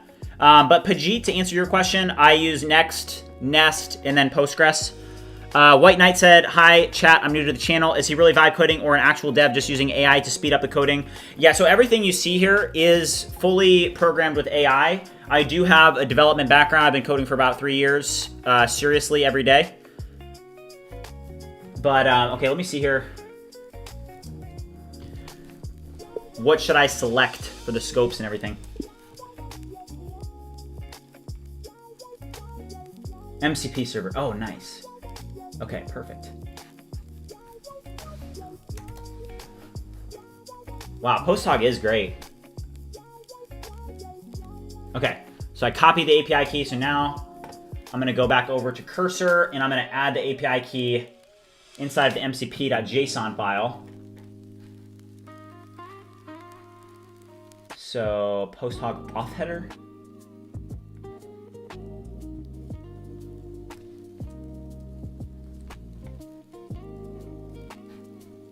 What do I use for the PostHog auth header? Hold up.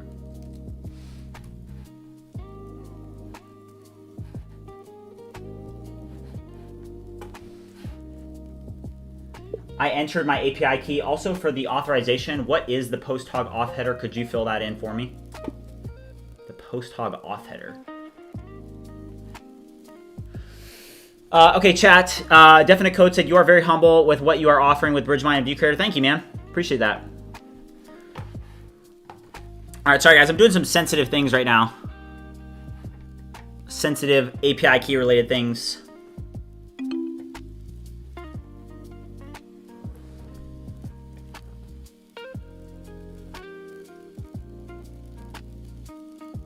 All right, it's saying that this is right. Okay, so apparently that's an off header. So we should be good to go. So let's now do that. And then, okay, so we should be good to go here. All right. Now I'm gonna do @ViewCreator UI. I now need you to actually fully integrate PostHog into this site with best practices. You can utilize the MCP server that we have hooked up. Just make sure that you do not expose any API keys in this conversation, please.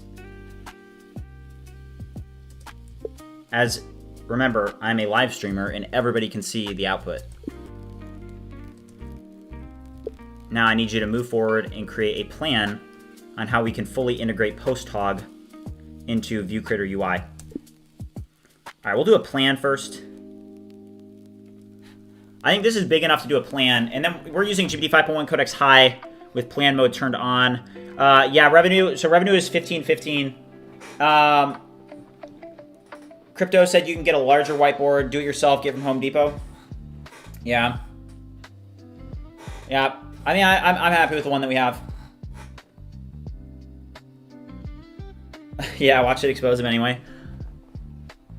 What free tool do you suggest instead of using Cursor? I don't suggest like free tools. I think, hey, with AI, you have to know that, hey, AI does cost money, okay? And ever since AI, like even when ChatGPT was a thing, right? When it was like really big, and like ChatGPT, in my opinion, at this point is just kind of like Google, right? Like ChatGPT is nothing. ChatGPT is a dinosaur at this point. You know, ChatGPT doesn't really have any use cases anymore. You know, I think that everything is going to transition to AI is going to be like in your workflow, right? So for example, you know, instead of ChatGPT, you know, where you're asking ChatGPT to guide you through, let's say, the setup process for PostHog, right? You know, ChatGPT Atlas and, you know, let's say Comet are going to get good enough to the point where you're able to just pass in what you're trying to do and it's able to do all of it for you, right? But my point with that is, you know, what free tool and where I was going with that is that, you know, when ChatGPT was big, I had 2 ChatGPT team accounts, right? Because you would hit rate limits. They rate limited back in the OG days. If you guys are OG vibe coders, you know, you would be vibe coding and you would get about 25 prompts every 3 hours, okay? So on a Teams plan, what you would have is with a Teams plan, you would actually be able to have 40 prompts every 3 hours. So I bought a Teams plan and had 2 accounts, and that made it so that I wasn't limited by, let's say, like there were no limits. I had no limits. And now, you know, that's the approach that I've taken even now. So now, you know, people ask, they say, hey, how much money are you spending per month on AI? And I say, yeah, $600 a month. And that's nothing. Because in my opinion, if you have the resources to be able to do that, you should not be limited by a budget. You should not be on a budget with AI. You should be spending as much as possible. You should not be looking for free tools. There are free tools out there. I mean, I'm just not going to suggest any free tools because I think that, hey, you should just invest in yourself, invest in this new technology. I mean, it's $20 a month to get Cursor. I mean, that's not that bad. I would just recommend using Cursor because that is the best tool, right? So, you know, literally go get a job and like afford $20 a month for Cursor. It's worth it. Trust me. Trust me. User off said, I think that OpenAI is coming out with a new coding tool soon. We'll see. They'll probably come out with something that tries to compete with like anti-gravity or something. But yeah, if you guys haven't already liked and subscribed, make sure you do so and join the Discord server. We have our project sharing event in 1 hour and 6 minutes. So really excited to see your guys' projects today. And just as like a reminder, you know, you get to come up on stage and actually present your project and just show everybody what you're up to. There's no pressure. If you want to come and just watch what other people in the community are working on, you can do that as well. But this really gives people in the community an opportunity to show what they're working on, to get feedback, to see, you know, the reaction from the community, and it just is very community building in my opinion. So this is an opportunity for you know, you guys to come up and share what you're working on. Rand Famous asks, were you a dev before? So I've explained this before. I probably sound like a broken record, but I do believe that I kind of got lucky because I started getting really serious into development while the AI tools were taking off. So I did, for example, like I use Codecademy. I have like 300 badges or something. I've got like 350 badges on Codecademy from like all these online courses that I've taken with Codecademy. And but once, you know, the AI started getting better and I saw how good that was going to be, I knew that you should transition to a fully AI workflow is really the way to be doing it. You need to be fully AI, fully vibe coding. So I kind of was a first mover on that and just decided, hey, I'm going to learn how to fully integrate this into my workflow. And rather than coding line by line, it's going to be, you know, there wasn't a word for it back then, but it's vibe coding. Okay, Dan just sent something in the chat. I actually want to check that out, Dan. Let me see. I don't want to miss that. The big ass calendar. Somebody said that the other day too. What even is that? Oh. 4 feet wide, 3 feet tall. This is what W. Dan just recommended. One of these.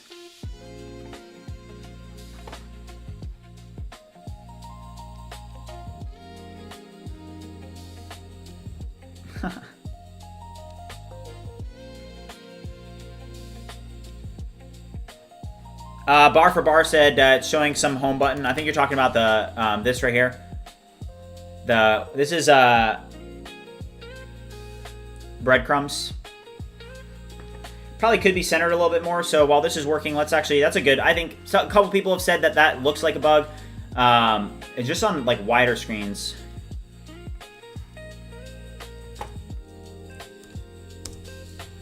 Do you think there needs to be breadcrumbs on the homepage of the website, or maybe we could remove this?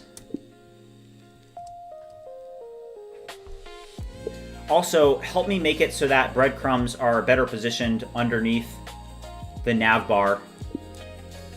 Even on the larger screen sizes, it should be positioned well with the nav bar. Review the image for reference. And then somebody actually dropped something in, I think it's the Bug Hunters bar.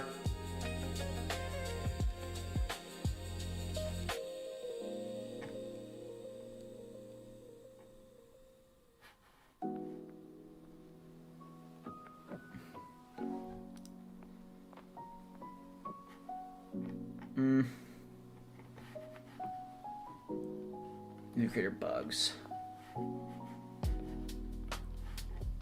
I lost it.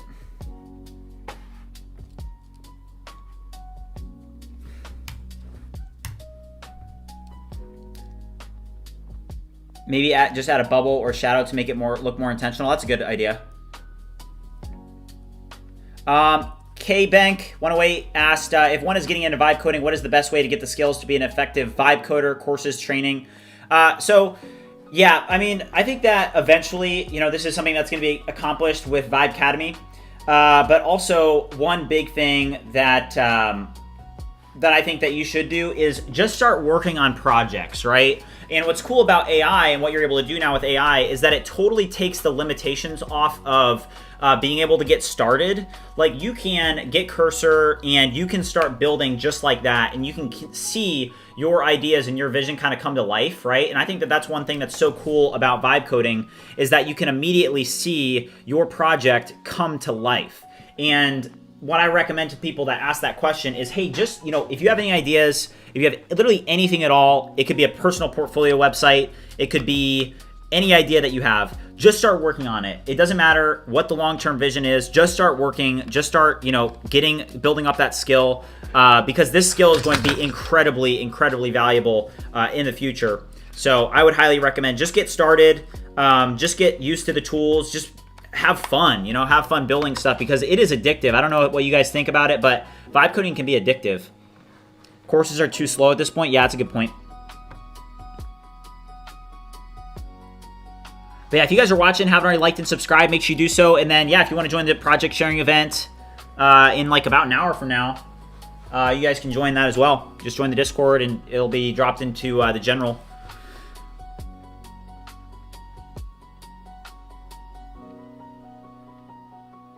All right, so this is still working. Breadcrumbs here.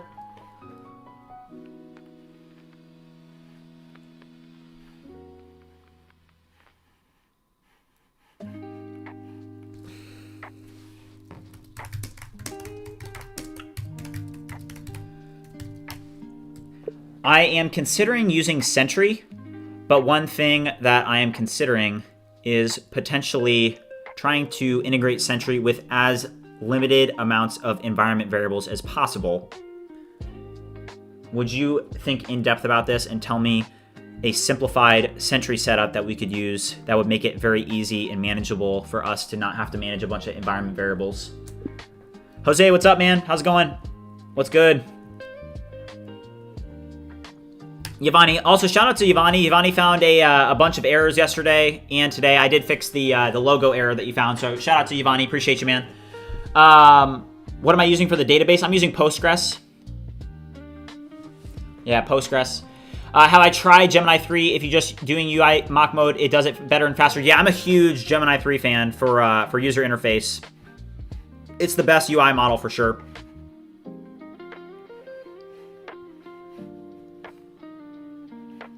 All right, so it did make those updates.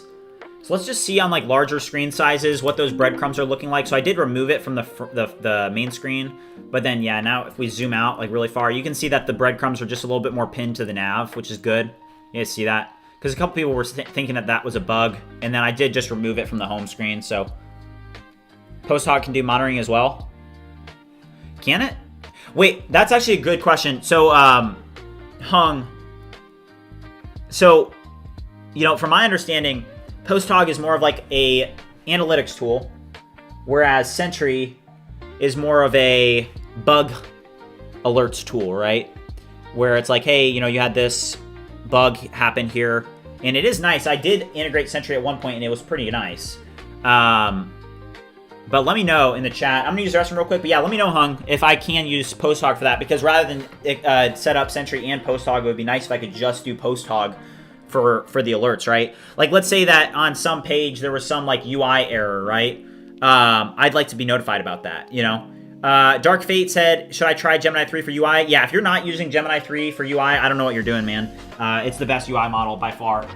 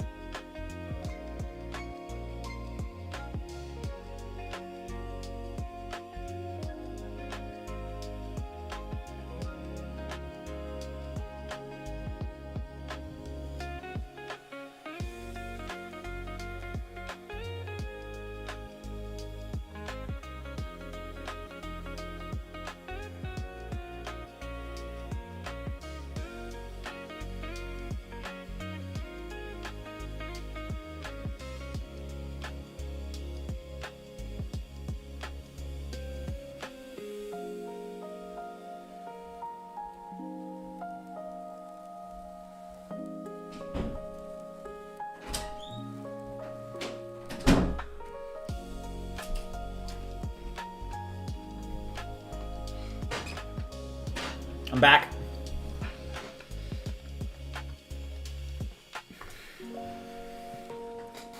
Yeah, Sir Knight, GPT 5.1 Max is alright.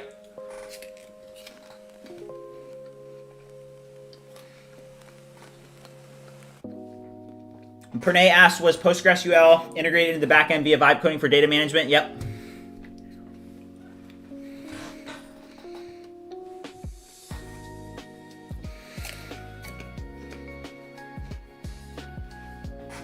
Yeah, I agree, Jose. I don't think that model is that. I mean, it's just basically ChatGPT Pro, right? So, I'm not too impressed.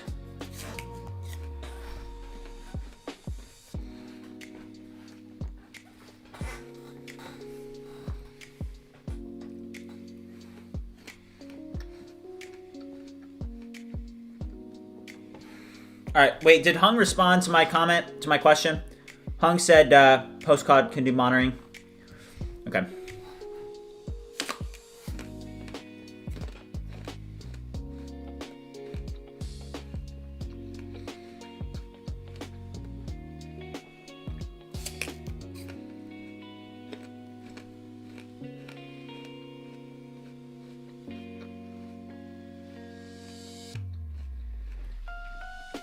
All right, Hung said that PostHog isn't really deep code monitoring like Sentry, but you can still track custom events, flag errors you emit yourself. Yeah.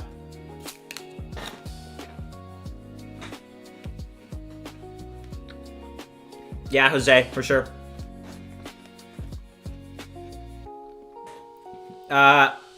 Armacomer said, very glad I found your stream, dude. I've been looking for something like this. Awesome, man. Yeah, welcome to the community, bro.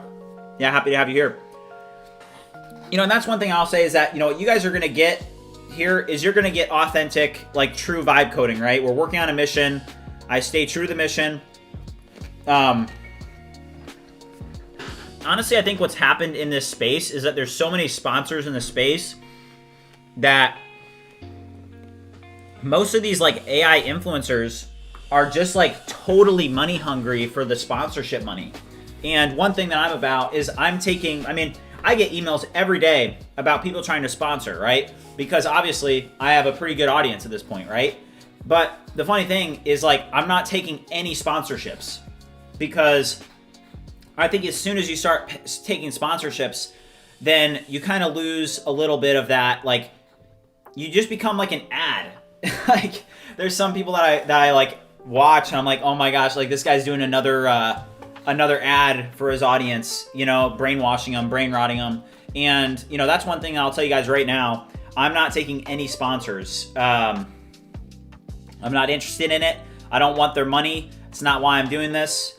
And I think that's like a pretty big differentiator is that, hey, when I say, that means that when I do say something like I say, hey, you guys should try this tool, or if I say, hey, this model is really good, it means that, hey, that's not, you know, being, yeah, Dark Fate said it really well. He said you lose authenticity. Yeah, you just become like a walking ad.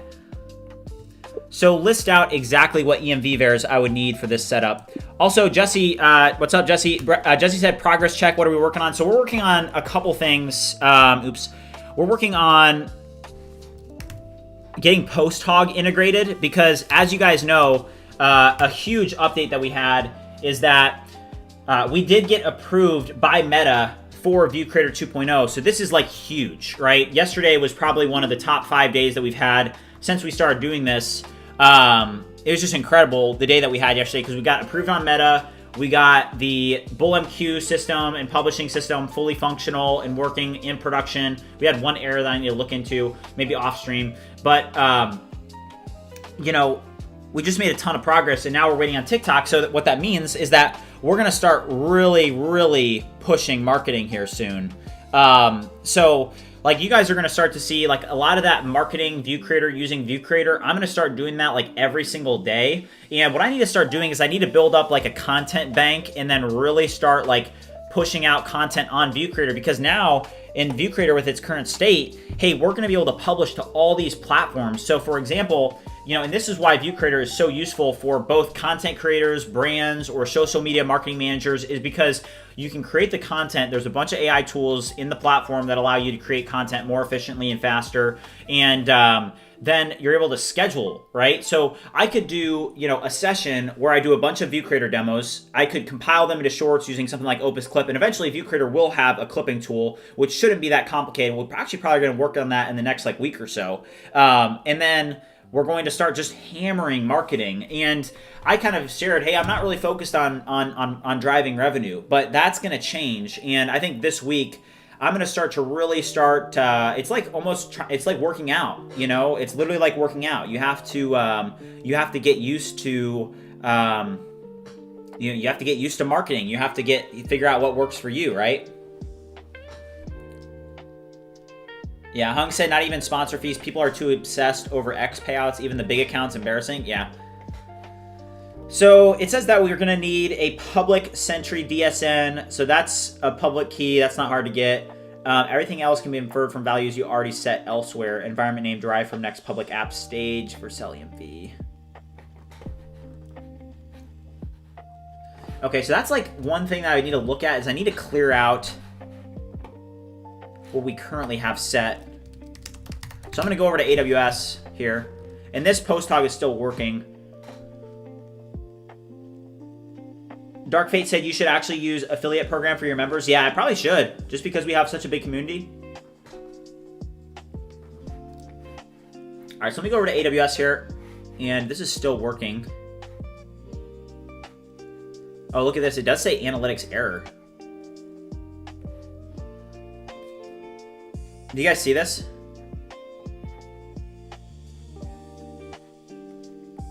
So I guess this is to Hung's point. So you can see that it's saying analytics.error. And then throwing an error. That's interesting. Oh my gosh. Look at the vibe. Who vibe coded the new AWS UI? Oh my gosh. They vibe coded that hard.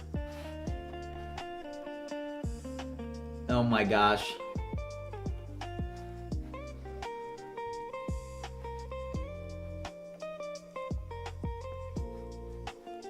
All right, so I'm gonna go to the site.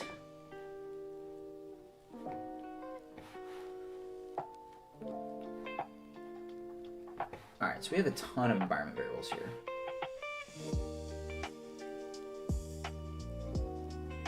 Okay, so I want to tell you guys a little bit about the mistake that I made in my last Sentry setup. So I have set up Sentry before, and I actually made it way too difficult on myself, and it's because I set environment variables like this. Like, look at all these unnecessary environment variables that I set. Like, we should just be, defaulting this to something, and you can just see that I created unnecessary amounts of environment variables. So the reason I share this is because, I learned that, hey, when you're setting things up, you want as minimal amounts of environment variables as possible. Like, you don't want a huge amount of overhead where you open up your EMV and there's like 200 environment variables in there, right? And I think with this, the last time I set up Sentry, it was actually really difficult to set up Sentry. And the reason it was so difficult is because I just set up way too many environment variables, like unnecessarily. We were setting it up and we were trying to set it up well. But honestly, we ended up just not doing a great job because we should have just set it up very, very simply, right? Simple is better.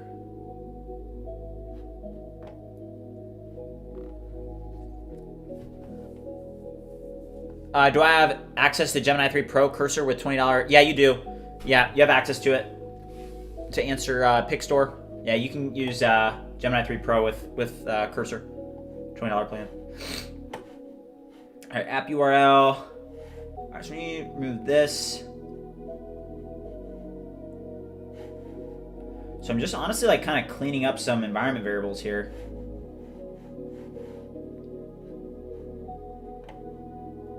Oh, we could integrate Intercom. That could potentially be helpful.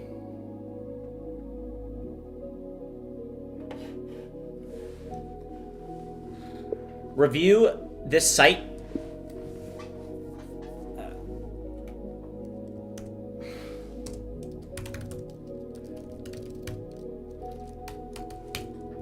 Are we currently using Intercom? If so, how? Not offer John, not 100 EMV files, but just 100 EMV. Yeah, project sharing starts in 45 minutes. Yeah, so if you guys haven't already joined the Discord, I would definitely recommend it. We have project sharing. Probably going to be a ton of... what's crazy is that even in the past, so last week I had to take off from streaming because I was working on the verification videos, and I was also kind of out of town. So I was working on verification last weekend, and we didn't do project sharing. So you know what? I'm very interested to see how big the community has grown in just 2 weeks, because I'll just tell you right now. So the first project sharing that we did, it was 3 weeks ago, and there was about an average of 21 people that were in that stage environment, and I think it was probably over 100 people or maybe 58, something like that, joined that first week, and then the second week it increased like 50% across the board. And I'm very interested to see like how much has the BridgeMine community grown in the last 2 weeks. I think that the project sharing event this week is going to be like very, very telling, because you know, the last time we had it, we maybe had an average about 35 people in the chat room for the entire time, and maybe over 100 people for the whole time. But I'm very interested to see like how many people are going to be at the event today. You know, it'll kind of tell us how big the community has gotten.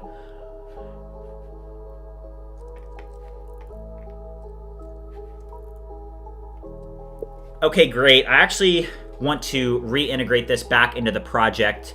Would you refactor it though and create a more best practice solution for this so that we have the best intercom setup possible? I don't know. All right, so we're gonna integrate intercom because, you know, as you guys know, it's like, hey, we're gonna start doing marketing more. We need to really start transitioning here, which is fun. It's gonna be cool. All right, so let's go to the Sentry setup. So one thing with this Sentry setup is, honestly, I want as minimal environment variable overhead as possible. I've set up Sentry before where we just had way too many environment variables. So think even deeper and just come up with a best practice solution so that we structure this Sentry setup really well for this project.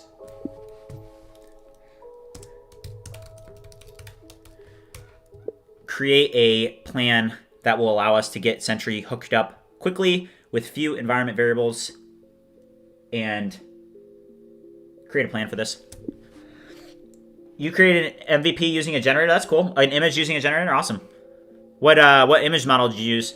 That new Nano Banana Pro model is insane. Have you guys used that? Because I'm telling you guys, it's going to happen. Everything is going to transition. All images, like most of the content that you see on social media, is going to be AI generated in the next 5 years. That's why ViewCreator is going to end up being like a totally... It's gonna blow up. May take some time, but you know, it's like, and this is for everybody new around here, you know, and there's a plan that's building right here, as you can see. So while this is planning here, you know, what the big concept behind ViewCreator is that right now, what we have is we have the following graph, okay? We have a graph that looks like this. On this side over here, we have quality. And then we have a dollar sign over here. And I would name the graph. The name of the graph is AI content generation. And we're talking specifically about image and video. LLMs have pretty much already mastered text, right? So text code generation, we're specifically talking about image and video, okay? It's particularly video. Video is a really interesting one. But right now, you know, you have a graph that looks like here. Here's the quality graph, and then you have this here for spend. This is ultimately the breakthrough, the watershed moment where there are models that are cheap enough and of high enough quality where the mainstream market starts to shift and completely use AI for all things like video generation, image generation, for actual like applicatory use cases, right? Like not just making an AI meme video where it's like, you know, Donald Trump saying something funny, right? Or it's like I saw one that was like a baby at McDonald's saying something like funny, right? So right now that's where we are. So I would say right now we are right here on this graph. You know, we're at a point where the quality is very low and it's very expensive to create images. It's very expensive to create AI videos. And what's going to happen over the next 2 years, because I do believe that this is about 1 to 2 years away.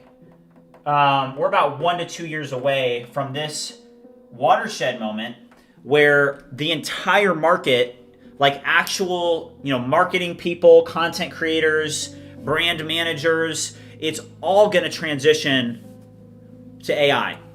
So if you can create a platform that connects to all of these different social media APIs and also has the integrations and you have the technical know-how to use AI, that is going to be an incredibly capable platform. And that's what ViewCreator is. And that's what a huge driving vision and force behind ViewCreator is.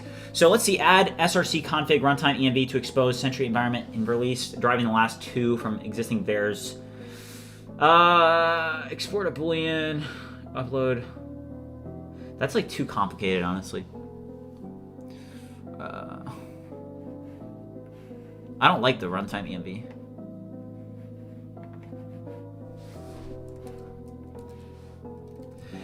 Would you help me understand this a little bit better? I'm not a huge fan.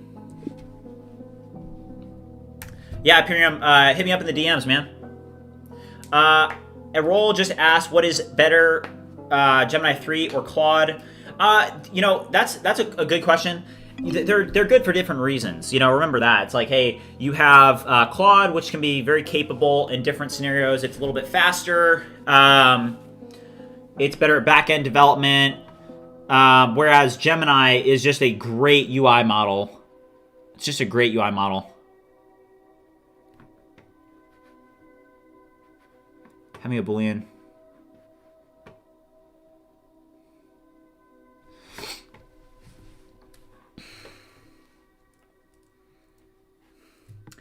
What is the reason? Why do we even need the next public app stage, Vercel env, node env, and Vercel git commit sha? Like, what's even the need of that? Why do I need those in environment variables?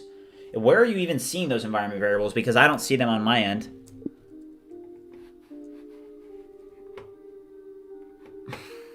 Yeah, I don't see those envs. I guess. I mean, no. What the heck?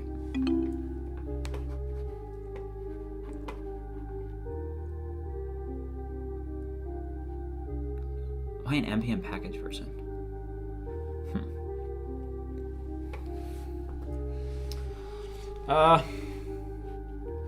Okay, so now we have a ton of PostHog set up. I want to make sure like that we didn't break anything. I mean, I feel like PostHog is probably pretty straightforward.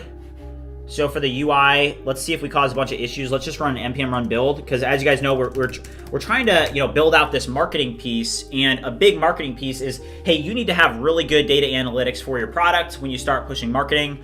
And then with this collecting, okay, that looks good. Ascend Gaming said, can I ask a question? Just want to know your set time frame to make your $1 million. Yeah, so I don't really have a time frame. One thing that I will say is that there is no time frame on it. And all that I say is, I couldn't tell you, hey, hey, in 6 months, it could be at $1 million, right? I have no idea. This could absolutely, blow up exponentially, right? But what I will tell you is this: 2026 will be an incredible year for everything related to BridgeMind and ViewCreator. It's going to be an incredible year. There's going to be a lot that happens. DJ Slag, what's up? Okay, so it does look like that now works. So I'm going to say, great work on all of this. I now need you to fully integrate PostHog into, and I'm going to drop in the ViewCreator Creator UI. Did we do a plan? Did we do a plan before we built here? Yeah, we did, didn't we? Where is the PostHog integration? Okay. Use the MCP and the MD files. Create a plan first. All right, yeah, we want this fully integrated. Film Snip said, how long do you think the AI bubble will last? Yeah, I mean, I already kind of shared my opinion on this. Hey, when people are saying something is a bubble, in my opinion, just as somebody that has been using the technology and has been a little bit of an early adopter to see the capabilities of AI, I talked to somebody that I used to know from high school the other day at the gym, and he's a developer, and he was kind of talking to me, and he was basically saying that, he doesn't use AI at all, in that he's like, ChatGPT is nice, to be able to learn and stuff, but, not really. And obviously, you guys know what I'm about. You know what we do. We're really pushing the envelope with AI. And I think that from my perspective, when everybody's calling bubble, bubble, bubble, in my personal opinion, I don't think, maybe a bubble in like the stock market. I don't know if like, you know, maybe these, you know, huge company evaluations are not legitimate, and AI will take 10 years longer than people think to, you know, to actually get to the point where it's generating that type of,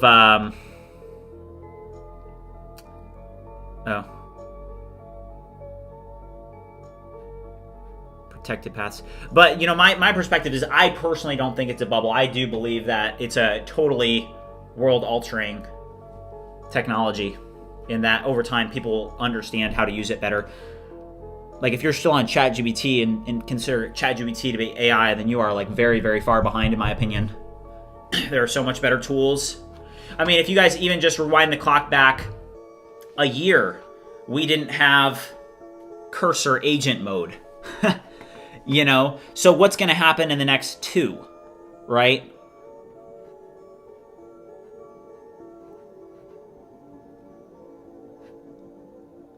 What is this doing here?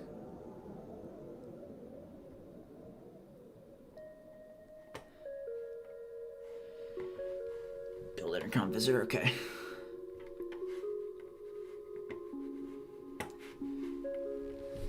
Do you plan?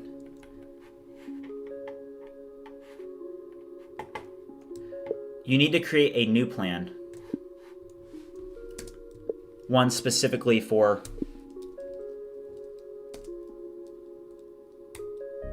GPT-5 and Gemini are a lot different.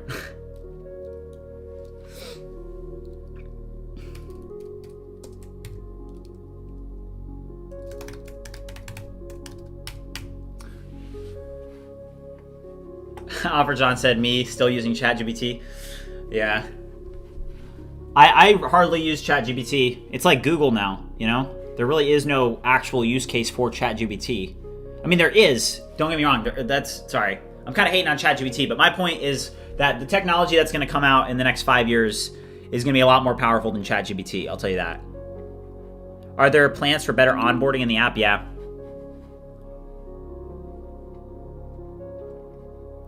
Okay.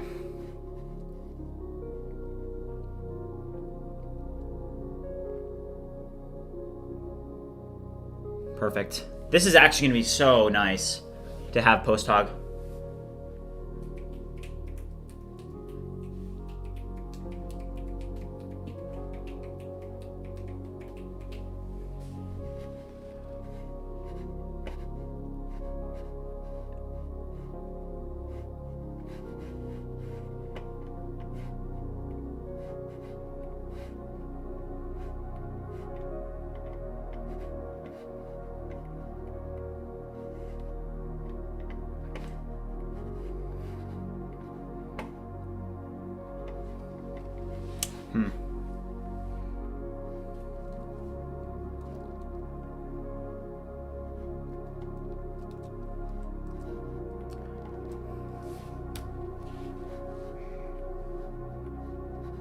Do you guys see that issue? This is like a bug in Cursor. So this bug, what's happening is I'm trying to create a plan specific to ViewCreator Creator UI to actually make it so that so here is that plan, but it's marking all of them as crossed off.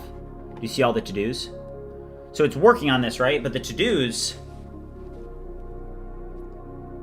are like totally different, right? I mean, and why is it's creating the same? Yeah. Yeah, I don't like that. That's a bug. We'll see if it's able to do it anyway. Also, if you guys are watching, haven't already liked and subscribed, make sure you do so. I see we have 127 people watching and only 103 likes. Come on, guys, let's go. Yeah, it is a bug. Also, just as a reminder, we do have project sharing inside of our Discord community in 30 minutes. So if you have not already joined the Discord, there is a link in the chat and in the description if you want to join our Discord community. We're actually close to hitting 1,000 now. I saw that we had a lot of new people today, so I appreciate you guys being active in there and engaged. All right, so let's see this. Man, it really made this complicated. You made this overly complicated for the Intercom messenger. I don't want so many environment variables really all I want to do is I want to create an intercom messenger for the, I'm gonna drop in, with limited environment variables. I don't want a ton of different environment variables.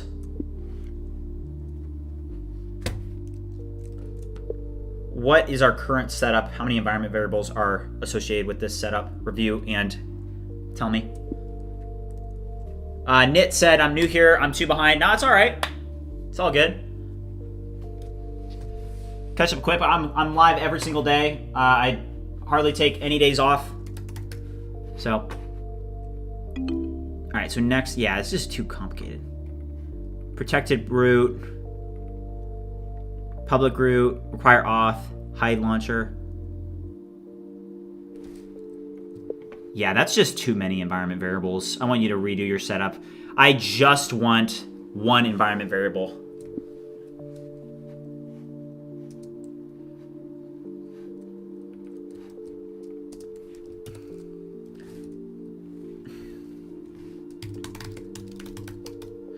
Sometimes GPT 5.1 Codex does that.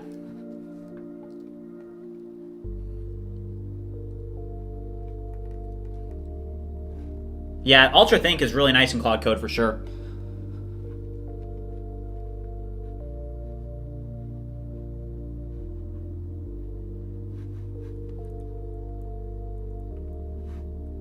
All right, so it does look like this is going in. Perfect, awesome.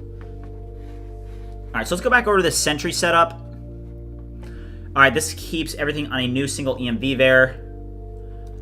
All right. Why do we need the runtime env helper though?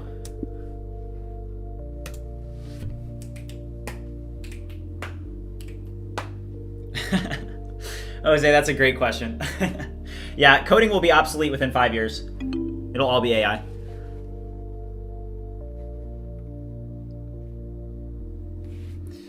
Okay, totally optional. It just keeps the repeated process.env access in one place. Pros that we want at one consistent definition of Sentry is enabled instead of repeating if process.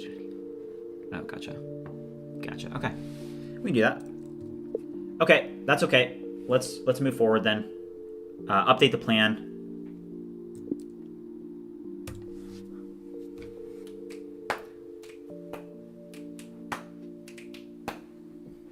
All right, guys, let's hit some push-ups. Let's go.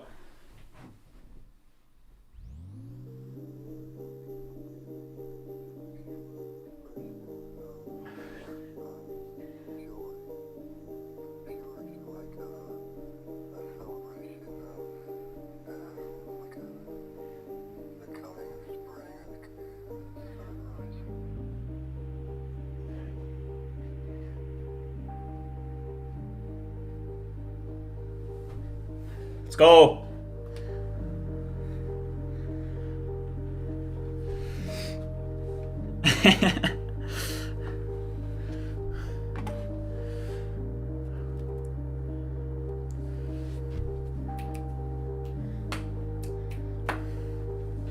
Guys, we're about to hit 8,100 subscribers.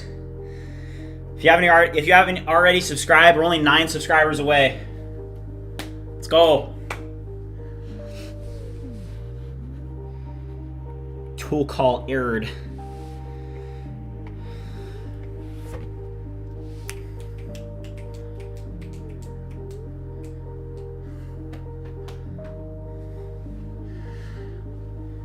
Linux said, I am 60% still coding manually, not because I want to, just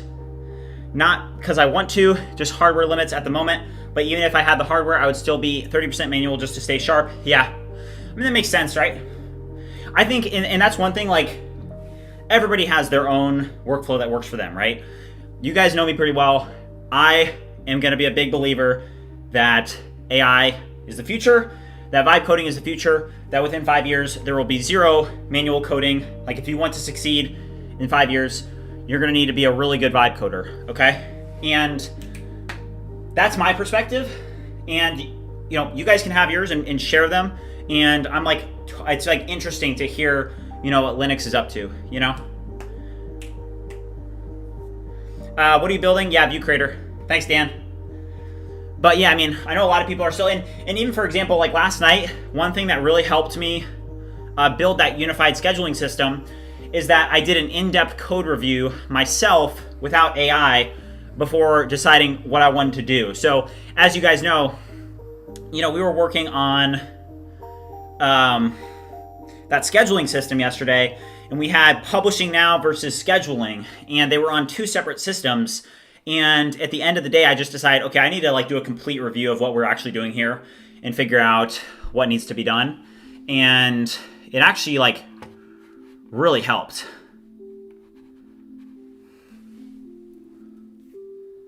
Codename Zulu said, I can see that happening as well. Yeah, I mean, 100%. Yavani said that he uses more manual coding than anything else. Ascend Gaming said, pays to have an understanding of your code base and tech stack, in my opinion, and database fundamentals. 100%. You have to understand it. It doesn't, that is a very, very well said. Dan said, why did you say coding will be obsolete in 5 years? We're now 3 years into AI replacing developers. I just mean 5 years from now, there will be no manual programming. Right now, obviously AI has totally disrupted the space. It's totally changed everything, right? But, a lot of people, for example, Linux, Yavani, they're sharing, hey, I still manually code more than I use AI, right? But within 5 years, that is going to change. And it's actually going to change to 0% manual coding. It'll be 0. It'll be so good, and we probably can't even imagine what it's going to look like. But the cool part about that is that now, so many people, it's totally leveled the playing field. And this was one thing, when I first got started, it really, what's happening here? Inline diffs have been suppressed for recent changes because there are too many to display. Oh, okay, gotcha. Yeah. Gitsha, okay. So, Yavani said, true, it's impressive. AI does jobs that take manually months to years. Yeah, it's crazy. It's crazy. Ascend Gaming said, I've coded since I was 11 years old. Dang, nice. I'm going to launch this app. Yeah. Aperium said, I am 40% AI and 60% manual coding because I'm slowly shifting towards AI instead of manual. Yeah. And you guys know me, I am 100% AI. I'm 100% AI.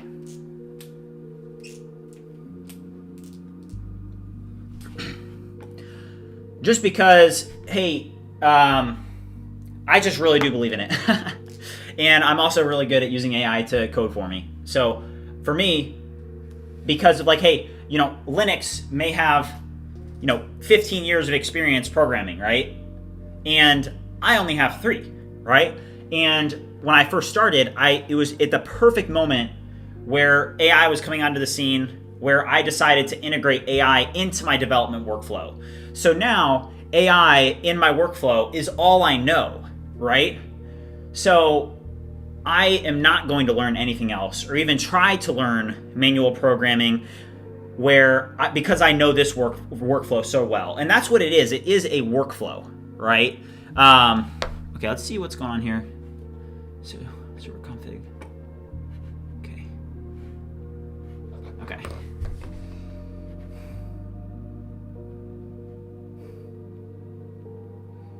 Man. Linux said, even with what I said, I'll say I agree. My ideal flow given time would see me just debug a bit or learn a new language. Rest should be vibed. Yep. Droidtech said that he's integrated himself into AI. We are one now. That's hilarious. Cozy said, should I add video generation? Yes or no? Probably. I mean, Sipis said, how much do you think this app will make in the first year? Honestly, the potential is limitless. I mean, we could do $1 million next year. So, I'm not sure. I can't really put a number on it. It just depends on how things go, I guess. But yeah, all I know is this: 2026 is going to be a huge year for ViewCreator and for the Bridgemine community. It's going to be insane. Probably going to get to over 100,000 subscribers pretty easily. Discord, I would say probably 10 to 20,000 members. Right now we're around like 925 last time I looked. So, you know, I think we're talking about a 10 to 20x across the board. And that's the power of exponential gains and showing up every day, is that you can expect things like that. That's the vision I have.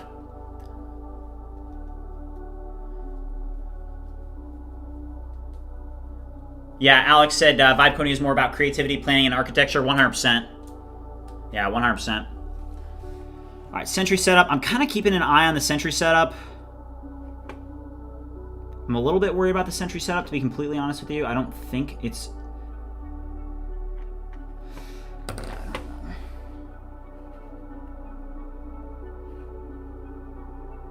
So, marketing site. Ascent Gaming said I had to code a huge context system for my project because it's getting huge, so many lines of code and so much complexity. Yeah, context systems, no joke, man. Quiet Proof Daily said I've been using low-code Flutterflow and Supabase tech stack for my company app. Nearly finished. Got a few high-level pro bono advisors and a few VC funds circling. I've avoided vibe coding. Really? Florenzi said, how about robots replacing human laborers in the next 5 to 10 years? I don't know about that. But yeah, I mean, you could have like a Tesla moment where, you know, that bot that Elon's working on he said that it's going to be the biggest product ever. He said, yeah, that's going to be the biggest product of all time. I was like, shoot. Oh, gosh. Okay.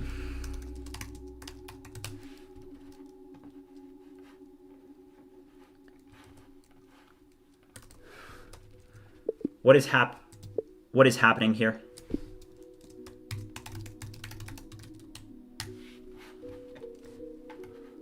Okay. Yeah, we got issues. Linux said one big change I think I will do soon is more online model IDE use. Next big project, I will need a small team and likely use Kiro. That's cool. Yeah, I mean, I'm not a huge local model person, Linux. I know you are. I'm a big fan, obviously, of like Cursor and stuff. It's the way I do it.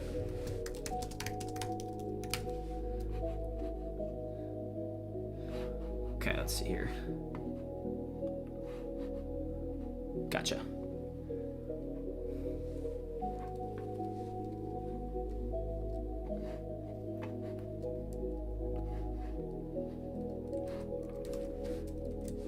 Fix this error.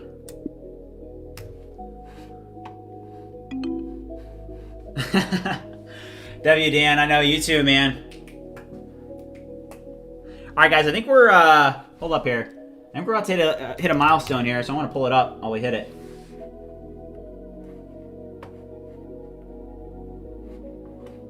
Oh shoot, we are literally right there. Oh shoot, guys. All right, if you guys haven't already liked and subscribed, make sure you do so. We're about to hit 8,100. Let's go.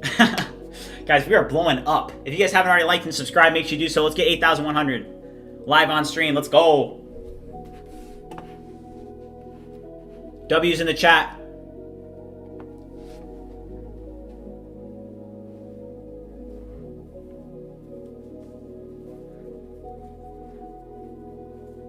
Just watching it.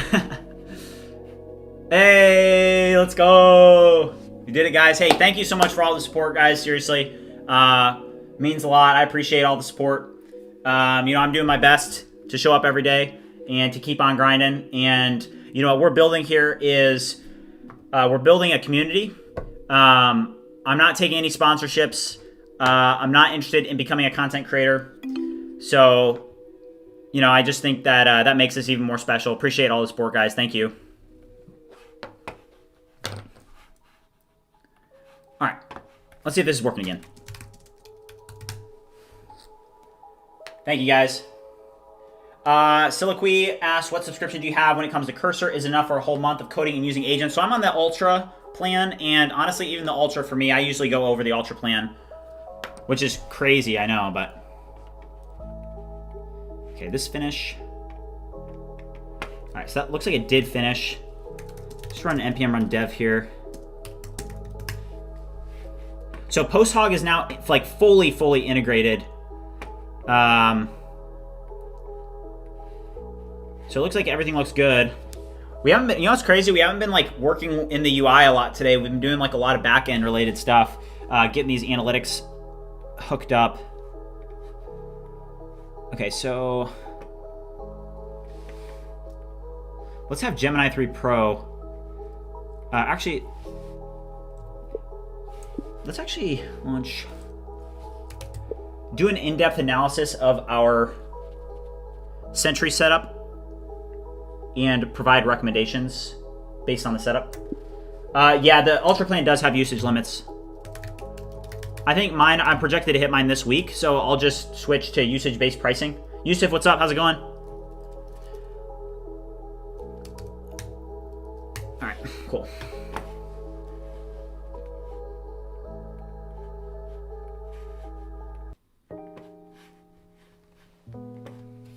So I'm gonna have Claude, you know, kind of review this. Yeah, 8,000. That's 8,000 is crazy. I mean, we're gonna hit. The goal is to hit 10K by January 1st, 2026. But you know, I think that something that I forgot about is I don't know if you guys know what this is. You guys know what this is? Hold up. So x squared. Do you guys know what that is? I think I personally learned about it in like elementary school, so. But I do know that consistency. Hold on, I've got another equation for you guys while this is still working here. X squared equals consistency, and consistency equals x squared.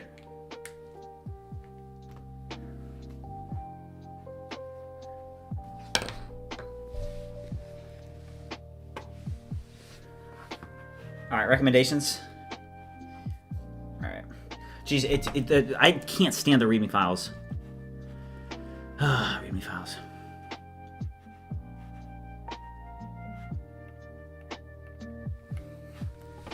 All right, guys, we do have our project sharing event in 14 minutes. So if you guys are looking forward to sharing your projects or to seeing what other people in the BridgeMind community are working on, in 13 minutes now, we are going to be joining the Discord. So actually, for those of you, if you haven't already joined the Discord, or if you're in the Discord and you don't know where to go, so right up here, I'm actually going to drop it. So this event, this is our Discord. There's a link in the description, as well as, yeah, so this is starting in 12 minutes. I'm just going to copy this link again and drop it in general so that you guys, if you guys want to join in, it's right here. Project sharing event, you can join. It's in general. But yeah.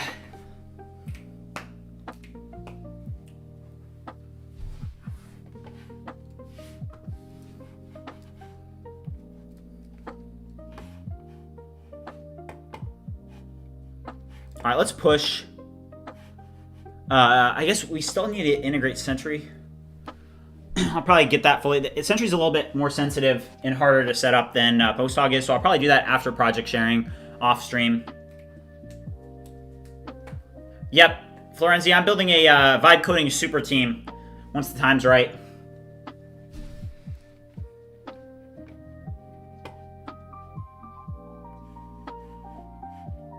Oh my gosh, the MD files can be a little bit excessive.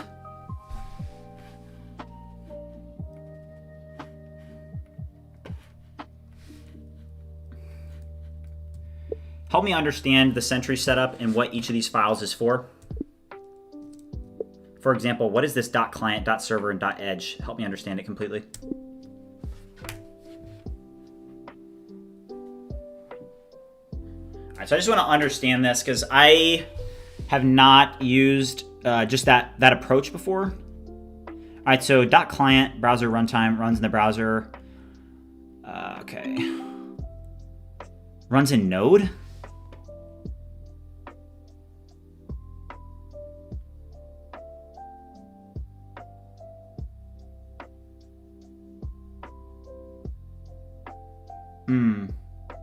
Okay, interesting.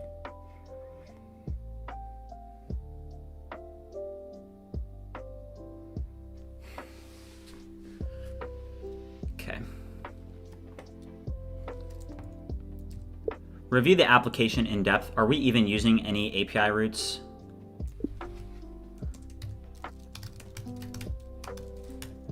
I know this is a Next.js application, but I don't believe that we are using any API routes, like Next API routes. We are just connecting to our Nest API.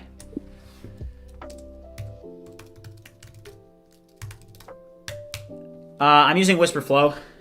My name is Tito. All right, guys, so I'm going to work on this for the next like 5-10 minutes, but I do need to get ready for our project sharing event. So with that being said, thanks for tuning in today. I'm going to be back live probably later tonight for a vibe coding, no talking stream, just to grind. If you guys want to grind with me, I'm going to be grinding later tonight. Yeah, we have that project sharing in 10 minutes, but I'm going to be live again tomorrow at 11 a.m. Eastern Standard Time like normal. So if you guys haven't already liked and subscribed, make sure you do so. Thank you so much again for 8,100 subscribers. And if you haven't already joined the Discord, jump on, and I will see you guys in